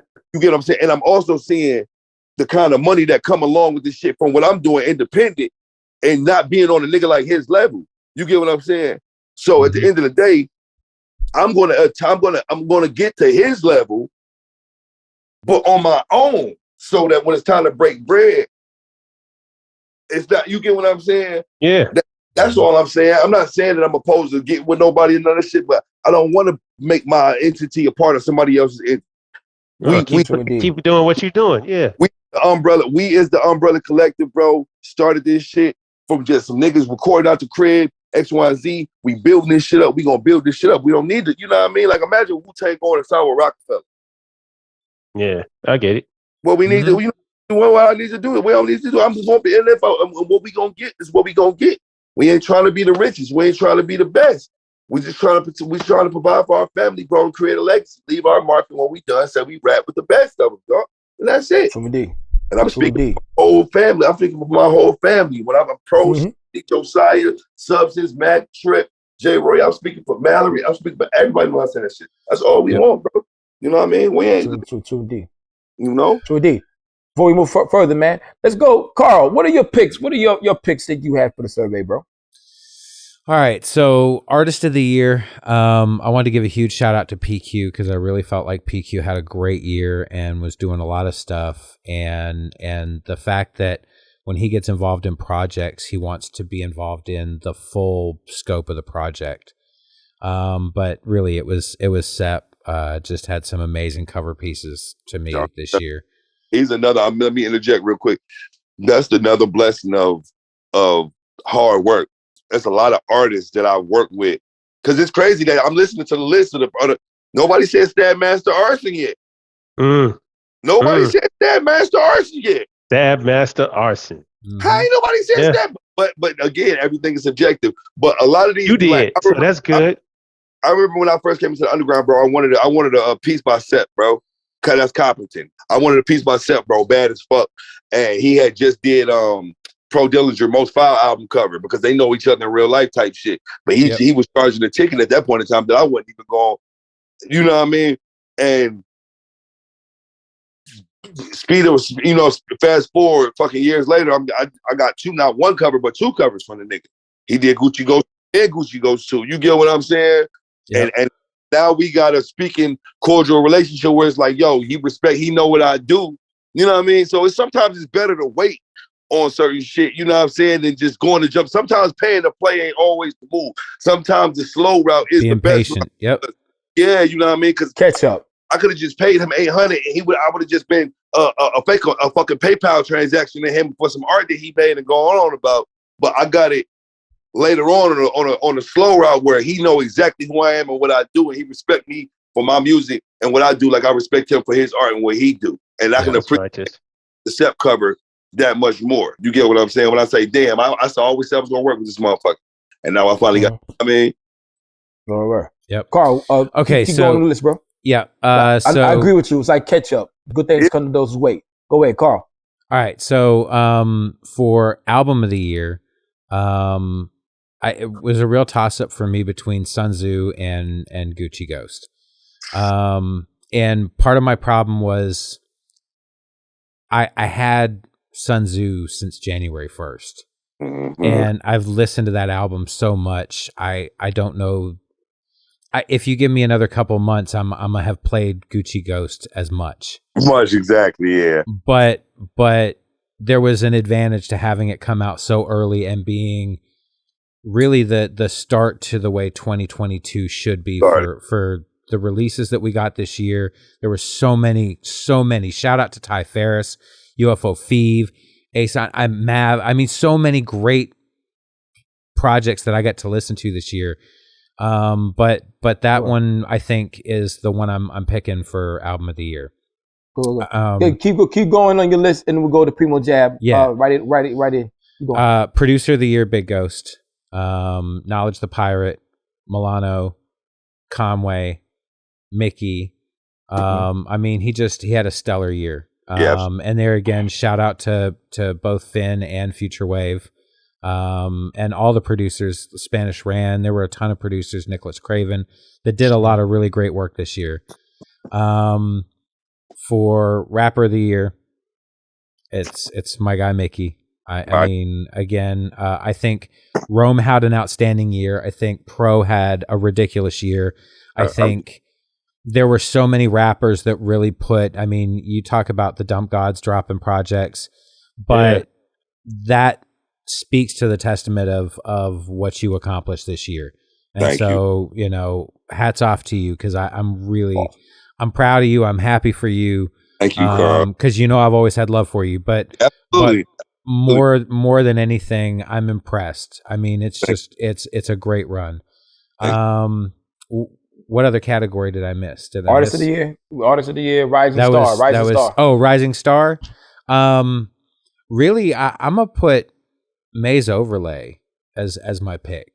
I really and part of that is just really subjective, because when I got onto his shit, it's been in the last it's been in the last 6 months, and I really dug into the back catalog and just really impressed with where he's moving. So he's my Rising Star pick. That's my dog. What up? Primo Jab. Let's get to our picks real quick before we do the joint. Primo Jab, go into your shit real quick. Pause. Shit. For Artist of the Year, I went with RDRB. I really like his approach to art. Although I really like this dude, I forget his name, but whoever drew As the Crows Flies. I really like that cover. Shit, I like these dudes, man. Starker. I think Starker. Yeah. Aldovino. Yeah. Starker and Aldovino for Peace Fly God. I think we talked about it. I really enjoy that cover. I like the vibrancy of the art. Like Mickey Diamond said, I definitely like Stabmaster Arson for that that No Liquor Before 12. I like his collage style of art. There's a lot of good artists. Really though, of the list that we had, I think it's probably Craig Dyer as far as the artwork than anybody else, bro. He put out a lot of work this year. He did a lot of work. Whether it was that Meta with Eddie Kane and Rim, or any of those a la Preem covers. Dracula's Funeral, bunch of them. He's been doing a lot of work. He did he did the cover for Mickey and Pro. Oh yeah, he did Bangkok Adrenaline also, but let's, which started the year off, one of my favorite songs of the year, Tetsuo Shima, that we ain't even got to talk about that. Yeah, Cam versus Mace for Craig on Bangkok 3. But it's what Craig Dyer has pushed. Bangkok Adrenaline is what made everybody all of a sudden start going to get Craig Dyer artwork. Hey, Craig Dyer, man. So yeah, that's my. I think that'll be my Artist of the Year. I say Craig Dyer. Let's see, Producer of the Year. Well, personally, I got to say God Bless Beats. Now I'm about to. Here we go. I'm about to. You can make a personal choice. That's cool. Personally, I got to say God Bless Beats, because me and that man, we put in a lot of work this year, and I'll touch base on that later. Blestro like Destro, real cold faced. But out of the picks that we have, it's between, again, like everybody else, it's between Big Ghost and Future Wave. And just narrowly, I got Future Wave just off of the strength of that Boldy album, that Mr. 1008. It's narrow. I'm talking about, it's like 99.7 versus 99.8 7-2. You know, I mean, I don't know because it's tough. So that's I gotta go with Future Wave on that. I love Big Ghost and everything he's done this year though. MC of the year, you know, let's kill the suspense. Obviously, it's Mickey. You know, just for the simple fact that the man has shown and proven, and he said he was going to do something, and he has been relentless all year. As you can ask Mickey, every time I'm like, damn it, you gonna drop something else? Here comes another one.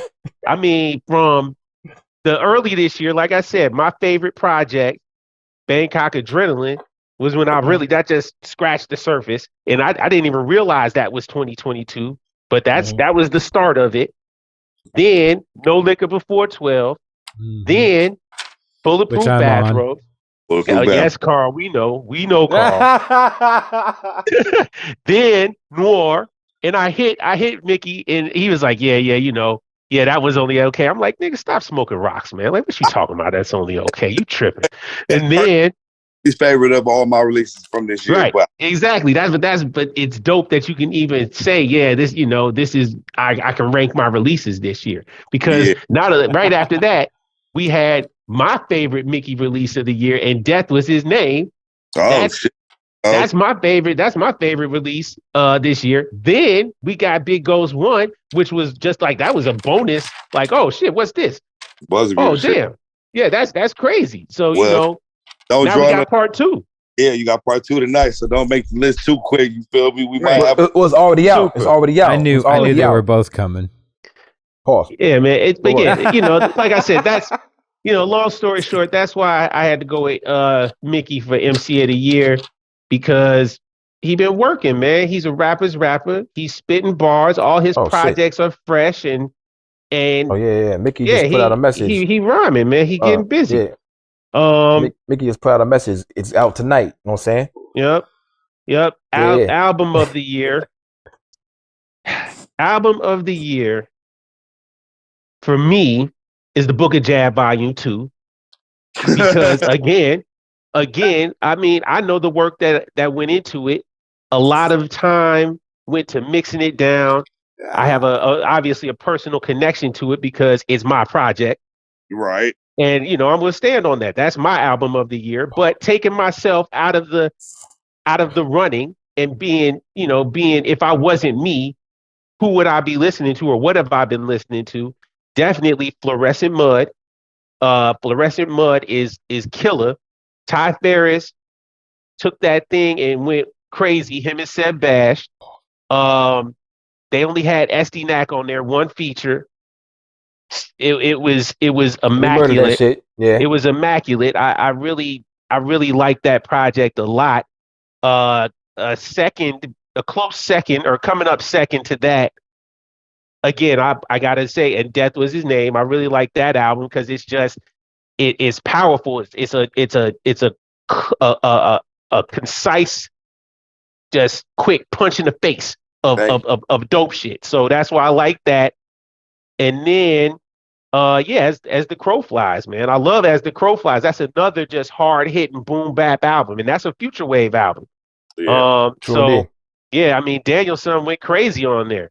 Exactly. Like Megan said, I'm into that aggressive. All three of those are just real aggressive rhyming. I gotta say, faster beats. Yeah, that Pain for Your Vein that Ty just came out with. That's another one of them ones that's another just dope so album. Yeah, it's just dope. It has that aggressive, gives you that ugly face, So those, I gotta say that. And let me see. True indeed. All right, Rising Star. Rising Star for me, and it's crazy to call them a Rising Star, but let's say Rising Star. I gotta go with Snotty, Joe. I'm rocking with Snotty. And I say that because, I mean, he's been out. It's not like he hasn't been around, but something that was said earlier this year, or earlier on one of our shows, was where Pro said, he had to talk to Snotty, and he told Snotty, yo, what we gonna do? How we gonna take this to the next level? You gonna get your shit together. And that's our Beanie Siegel, bro. Hey man, like Apex Predator. If you have not heard it, check it out. But not only that, Snotty popped up on features all across the year, even while he wasn't here, while he was behind the wall, he was popping up on features. That's a fact. He was on my album. He literally did a verse for my album he did on the Casamigos joint for No Liquor Before 12, literally like 2 days after he got out of jail. As soon as See what I'm saying? He did that 100 Years on Aztecas, which is a great verse. Oh yeah. Maze overlay. Yeah, exactly. He just dropped the Cash for Gold. Mm-hmm. I mean, Snotty, he got the 1,000-yard stare right now, man. He working hard, man. He want to go crazy. So that's why I got to give him the Rising Star. Blue Azul, we talked about him. He's another dude. Like when we say Rising Stars, it's just I think. You mean niggas who ain't getting their flowers the way they supposed to? Right. Thank you. So Blue Azul. Killy Shoot, I gotta shout out Killy Shoot, man. Man, listen, hey man, that Knowledge Born. If you ain't heard it, Knowledge Born is crazy. I saw somebody heard it. That's a crazy one. Jay Nice and my man Jay Nice. Jay Nice putting in stupid work. Bro, that's the only two. Everybody, that's what I said, bro. Everybody else, I'm either a fan of or I talk to and I fuck with him. You know what I mean? Something like the game is filled with so many talented cats. It's a lot of tough people out here, man. Don't be subjective. And I want niggas to understand that when I told niggas that I was gonna be whatever this year, that's the names that y'all named and the way y'all look at shit, that's what I was looking at. I know who I'm up against. I know I got to drop when go up against Jay Nice and SD Knack. And you feel what I'm saying? Yeah. You know what I'm saying? Like that's what sharpened my pen, bro. If these niggas was whack, I probably would be whack. Because that's real. That's steel that's sharp life. And steel. Yeah, that's fact. real. Steel, bro. Steel sharp and steel, man. That's why I hate, like, I don't listen to other niggas. Nigga, I do. Definitely. You got to, man. Like we supposed to push each other. We supposed to elevate each other in this world. We support us. I keep saying this, man. We are the reason why this thing is thriving. Like Proch said earlier, or whoever said it, or I think Proch said it. When you're this renaissance, when you're in a renaissance, it's a once in a lifetime thing. It's a once in a generation thing. And if you are fortunate enough to be in it, utilize it, man. Absorb, take, grow, and become as prolific and thriving as you can up in this thing, man. Absolutely. Bro. Like remember when we were young and they would do like the sweepstakes shits on the back of the cereal box and that shit would say many will enter, few will win. Yeah. That's what this shit is. Many will enter. It's gonna be a lot of niggas who got everything who got the total package except they missing that one thing. And then it's a good analogy. Yeah. And then I love that analogy. Yeah. Again, that's why I try to help. Like behind the scenes, niggas will tell you. I put together situations. I link people with people. You know what I mean? Because I know how hard this shit was just coming up for me. I'm a nigga from Detroit in the scene where nobody knew what was going on. You couldn't. Hey man, shout out Detroit, y'all took over this year. Jeez, plain and simple. Boldy, crazy. You, Ty, because y'all the big dogs right now. We got the sub. Shit. You know what's gonna be in? I'm gonna keep it a just had Big Trip on. Yeah. My brother. He just dropped a vinyl with Copenhagen Day Shoes. Y'all ain't caught that. Yep. Mm-hmm. But you know what I'm saying, bro? What the dope shit is gonna be when all the Detroit niggas realize that we in this lane together and we all start linking and really, you know what I mean? I'm not one big on putting on cities because putting on cities separate niggas. You know what I'm saying? I don't want to be looked at as the Detroit niggas. I just want to be looked at as great rappers. You know what I'm saying? We do our thing. No matter where we from. You know what I'm saying? But at the end of the day, yeah, bro, when you really look, you got Mickey Diamond, you got fucking Top Ferris, you got Bodie James, you got niggas from here really doing shit. And it's a blessing to see, bro, that I'm not alone in this shit. You know, that's why me and Ty linked. Because it was like, oh shit, you look level. Oh, you do, nigga, you on this shit too? You feel me? From that, bro, me and that man. Speaking of, why? I'm sorry. I'm just looking at this track list for Gucci Goes 2. I saw my man Mondo Slade was on there. That's wild. That's what's up. Blood on the Runway. What's up, yo? You hooked up the man. Oh, shout out to Mondo Slade, man. Good, because Mondo ain't getting enough flowers. Mondo is the Posse Cut of the Year. Shout out Eddie Kane. He on here. Mooch on here. Oh, wow. Okay. Yeah. I see what you're doing, Mickey. All right. The first one. Never mind. Don't mind me. I'm sorry. Before we move forward, I got to get my picks because we got to get off here. We've been on here for 2.5 hours. Man. Yeah, we got episode. I know. Here's Where's my pick. Mega though? We got Mega up in this motherfucker too, man. You see, we got somebody waiting. It's two and a half hours. Hold on, let me get my picks real quick. Get your pick off, man. Yeah. I didn't have an artist of the year, so I chose Photoshop. Producer of the year is Metro Boomin. MC of the year is Drake. Oh, you tweak. Number 4. Shut up. Oh, hold on. Album of the year is Her Loss. I don't even know what the fuck that. Rising Star is Dougie B. And those are my. Yo, you know Come what I'm on. No. Give us the real picks. Yo, that's my picks, yo. Those are not your picks. Thanks a lot, Lukey. Nobody said for the Rising Star this year. Nobody said Vegas 7 to Ronin, bro. Nah, no one said Vegas 7. How ain't no one wrote him in. No one wrote him in. He could have got written in too. So no one wrote him in. I'm telling niggas, nobody this year lyrically, bro, with the exception of like a J. Royale and Jamil, honestly, like nobody lyrically, bro, was holding the candle to that nigga, bro. But that doesn't matter, Mickey Diamond. Rising Star is the person who is rising the most. And if it doesn't matter how dope you lyrically you are, if you don't have that buzz or that backing behind you, maybe he had. Oh, here's the deal. Wavy said this the best. But with Eddie, when he dropped the vinyl with Eddie Kane, people started taking him seriously more. So whenever he gets that vinyl deal on Copenhagen or Fucked Rap or whatever, yeah. But then, there you go. When he has a second, a third, then you go up. You know what I'm saying? That's what it takes. I'm trying to get me a vinyl deal so I can move up. You know what I'm saying? That's the buzz makes the rising. So it doesn't matter how good. Remember, you said it yourself. Doesn't matter how good you rap sometimes. It's a business. It's a business. So the business, it comes from the good rapping. You know what I'm saying? So the good rapping's there. Then the rise up. The rise up is coming, pause. Correct that. And I'm gonna correct that. And you can ask any person I do business with. The initial interest in the business comes from good rapping. The good business comes from being a good person. And doing good business is when you're dealing with people. Because people can shit. And everybody you took your goals out.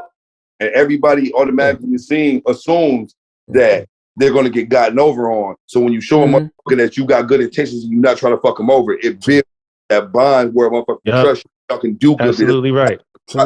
That's why I get the crazy shit with Copenhagen. Because at the end of the day, we got a mutual respect. I'm probably one of the only motherfuckers who know what this nigga look like. I know what Copenhagen look like. I know what he sound like. He sent me voice, you get what I'm saying? Type shit like that. So it's about building bonds and relationships, bro, and being a good person outside of the business. And the motherfuckers will feel more comfortable in doing business with you, which will beget you more good business. Lose the ego. If you got ego, you no business. Shout out Ty Ferris. Carl, bring on Mega real quick. Bring on Mega real quick. Hey, look, y'all niggas, I'm about to get up out of here, bro. I'm about to eat my food, man. I was glad. I'm thanking y'all for having me on, bro. You've been eating all year. You've been eating all year. Hey, look. Yo, boom, I knew you was about to eat or something because you took your golds out. You know what I'm saying? You were shining. I said, do you take your golds out? You know what it is? You can't. I was smoking with them shits and they turned to show golds. I just took them to get polished back up brand new. So I ain't about, you know what I mean? When I was smoking with my idea. Hey, yo, you know how many times I threw my bottoms in the trash can? I had to get in the trash can to get my shit out. Man, listen, that's a whole, that's for a whole nother podcast, my nigga. That's why I stopped getting them, man. But hey, look, that y'all having me, bro. Again, and I can't say what the future holds, but I'm not gonna say that I got some shit dropping tonight and I got some shit dropping in January as soon as the year's. I'm not gonna say I don't. I'm not gonna say I do, but I'm just gonna say I'm prepared to be back here next December with y'all niggas having the same conversation again. Just know that. Let's do it, man. Let's do it. To have you back anytime, my guy. Be smooth, man. The bitch, man. 100 years, boy. Y'all niggas gonna keep doing this shit, and y'all niggas keep in the staple, bro. Carl, Primo, Lukey, y'all niggas is the future, bro. Remember I said it first, nigga. I'm out. All right, my dude. Take it easy, Mickey. Peace. Let's bring on Mega the Dawn. Mega, my man. Yes, sir. What up, broski? Peace to Carl. What up? Peace to peace to Lukey. How y'all doing tonight? Peace to the Candy Man. Hey, you know, it's a little late on the West Coast, and I'm already living Candylicious. I'll tell you, you were clutch on the trip to South Carolina. They were much appreciated.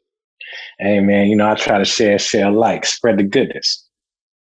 True indeed. Yo, Mega, you just had an album drop not too long ago, my dude. Yes, sir. Yes, sir, I did. Second Son, NDSUN on all your streaming platforms. Megaton, Megaton, SP. Yeah, that's me. But Primo on there. God bless Beats, who I could transition straight into my producer of the year pick, which matches up with my brother's, is heavily featured on there too. So shout out to God bless Beats. It's a blessing to be able to put something out in this world, man. So my brother inspires me every day, man. He taught me that rap was like real. So I'm out here. Shout out to Primo. True indeed. If y'all don't know, God bless Beats was responsible for Lord Talk 1 and Lord Talk 2. That's free. And Lord Talk 3. And Lord Talk 3, the whole Lord Talk series. Chase Fetty work, Talk. Funk P work. Like Bless been quietly on a tear for the past year and a half. Like he's been doing crazy work, and I don't think he's getting enough credit. That ain't me being a homer. That's just me a homer. But wait you know what I'm saying? That's me being like for real. Joe, watch that man work, and he got his own distinct style. Joe, he been like that. So I'm rocking with Blestro all day. What up? Dope individual too. Get to the other picks. What you got to other picks? You got some other picks right there? Yo, yeah, for sure. So I'm looking at the MC of the year one was tough for me. Okay. I love a lot of what people have been doing, but for me, if I'm gonna look at what MCs did for me, this in particular, I gotta go wrong. So I gotta go wrong. You know what I'm saying? And then second to that, I gotta go Boldy. Yep. Because Boldy put out 4 projects this year. Last 2 years in a row, Boldy was killing it. If we did this last year, we did this last year, Boldy would have been my pick last year. Joe, Detroit been on a tear. Shout out to Mickey. He just got off, man. He heavily close to my artist of the year right there. He been going crazy. So I give him a lot of credit for what's been going on out there. But you look at him, Ty Ferris, and I mean, I just said it. Boldy, Ty Ferris, and Mickey. That's like a holy trinity of the abyss right now. Killing. They going crazy. They holding it down. All out of Detroit. Absolutely. And it's all out the D. So I honestly, I want to give an honorable mention to Detroit as just one of the overall shining stars of the whole underground movement right now, man. Detroit is a city. I lived out there for 2.5 years. I was telling Deb, if I was plugged in as much to the underground part, I was hearing all the Sada Baby stuff and Babytron, all that random stuff like that too. And they killing it on that side. But in the same breath, the underground movement out there is nuts right now. So pause. Thank you. Sorry, Lukey. But yeah, Joe. I mean, I don't want to be doing it. Yeah, I do. Yeah, that's you on the. But it's love, broski. But yeah, I think Detroit as a whole, I want to give an honorable mention to just as a movement from a city standpoint. I'm not trying to break it down to cities, but they've been killing it. Umbrella, I would give my collective of the year to. I think just as a collective, I think it's hard to deny. They moved the strongest out of I would put them above Griselda, honestly, as far as a collective has moved this year. Even though Griselda has had more commercial impact, I think Umbrella has done a lot in the underground game, can't be ignored. So collective of the year to me, they like Wu-Tang right now, to me. True indeed. I'm gonna interrupt you real quick. My collective of the year for the last 2 years is the collective of the Dump Men, of mainly Your Old Droog, Makami, and Fahim. You know what I'm saying? I just love what they doing with their music right now. That's my favorite collective. No, that's an ugly 3, Lukey. That's an ugly 3. I like that. They are smoking things, man. Really they are. A lot of solid projects, a lot of work coming out. Finally, because they put out a lot of stuff. Fahim put out a lot of stuff that was hit or miss. And some of the albums are really inaccessible as well. But they finally doing stuff you can. Isn't Jay part of that too? Yeah, Jay Nice. Yeah, Jay Nice, Rush, Juju Left Gotti, Lane, D-Don. Yeah, all of them. All Hail YT. He's a close cousin of theirs. I mean, the dump lifers are deep, man. True indeed. But the three main ones, well, I would actually say 4, is Juju Gotti, Fahim, Droog, and Makami. Those are the 4 main ones for me. Jay Nice is there too, but I found out about Jay Nice. Jay Nice, after. Big Chico. Yeah, all those guys, but the main three is the ones that I came in with. You know what I'm saying? Then Juju Gotti was there too. He's on the Spook, and all that shit. Yeah. Bananas on the Hammer, that stuff right there. Those are the 3-4 guys. Because Juju What was about singing. Kung Fu? No. Yeah, I just had to check. Just had to check because he ain't. We ain't gonna talk about Kung Fu. He might be cool though, but he did have a good he might line. be cool, but no. That's a he mean looked like a slide. shop a car from Kroger. Yeah. What else we have here? What are the other? Oh yeah, and my album of the year, Joe. Like when I get to album of the year, and I don't care if it's controversial or not, but like Killing Nothing to me. Like I listen to Killing Nothing album, huh? Okay. I listen to Killing Nothing more than probably any other album from the Abyss. My honorable mention, interesting. My honorable mention, I might be a random. Like I gotta say, shout out to Primo Jeb's joint. Like Jabology, really too. Like that Book of Jab, man. Like jab action, come on, man. So shout out to him, honorable mention, sir. You definitely could, but Killing Nothing, my album of the year, Joe, for real. Like I've been listening to it for like half. If I've listened to an album for half the year, looking at the release levels of how many people are putting out albums, a lot of and stuff I still came go out back this to year. this. Like I still go back to Medellin. I go back to Medellin heavy. That's Boldy and Crime Apple. That joint hard, Joe. Like I go back to Open Door. I go back to Open Door a lot with Stove and Rome and Boldy. Like, come on, man. Like it's some ugly tracks on here, Joe. Sig Sawyer hard. Like it's Killing Nothing, yeah. But yeah, Killing Nothing to me. You know what I'm saying? I said it might be controversial, but I don't care, Joe. Like I rocked with that album a bunch. I'm Maybe glad it's you just threw that out there, that man. Detroit out there. No, I'm glad you threw that in there. That's a good that's a good pick. That's definitely a good pick, and it just showcases again this year has been a bumper crop of dope projects, man. Like we've only talked barely about probably just the surface 27, 40 names, right? And that's a lot, but we haven't even dug super deep. There's probably another 120 names that we didn't even get to talk about. So indeed, let me. And that's real. And honorable mention to like Snotty, man, like dude, funny as hell, and A La Prime too, and Pro Dillinger, like them dudes, like hilarious. Dios Desamore is a crazy album. Shout out to all them cats too, because they all put in some like really good work, and I get them like somewhere in there. They're on my list of dope things that I've heard this year. So I want to give a shout out to them off bat too, just so they don't get forgotten in the mix.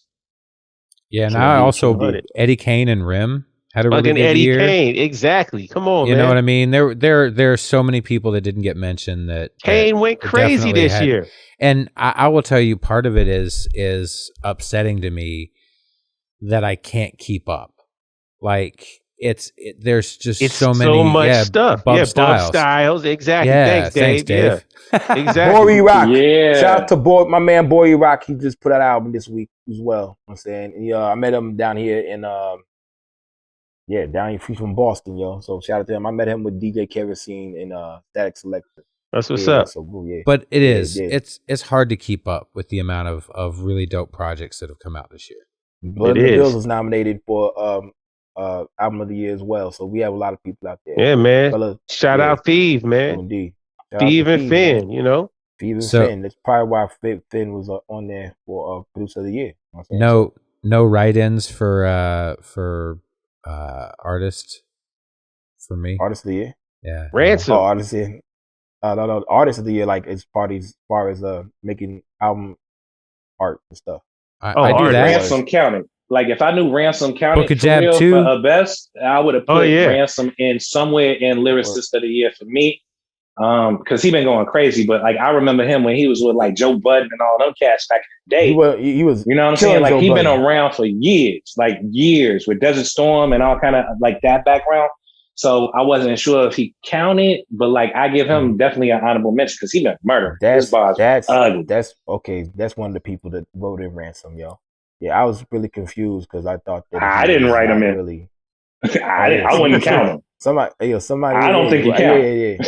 I don't think he count either. That's the problem we have with some of these lists, but it's always good because these lists are always debatable, and it causes dialogue, and it causes other people to go listen to people, man. Fellas, we gotta wrap this up. We've been on here for a minute, yo. We've been on here for a minute. It was worthwhile. It was a great episode, man. And we have more to talk about. And we can definitely talk about this even more because we have the analytics that we paid for. We got the stats. We paid for these. And we can actually do more. Hey, chop up your data, man. I appreciate being able to vibe with y'all on episode 70. Congratulations to everything y'all been doing, man. Yeah, 70. You know, and you wrapped it up. Brothers. Pause. You closed it up. You did. Hey, yo, you did the cannabis. You did the cannabis and had the last verse, but you didn't say the wild line though. Know what I mean, hey man, you got to wrap up candy well. You know what I'm saying before you deliver it. Man, you had me so high, G. Well, happy holidays, Dave. Yeah, I don't know how I got home. Yeah, Dave. I don't know how I got home, Mega, on that candy. That candy was good, though. Hey, man, you know, like it's a science, man. I'm going to keep you safe. You know, I'm going to let you ride on a straight level. You know, I don't give you the bad candies, man. You kick in like it should. That's right. Right, and I was so hungry, man. Word. Oh. Crazy. Yeah. That's what's up, my dude. Salute to y'all, brothers, though, man. Keep doing what y'all doing, man. Love y'all and looking forward to more episodes.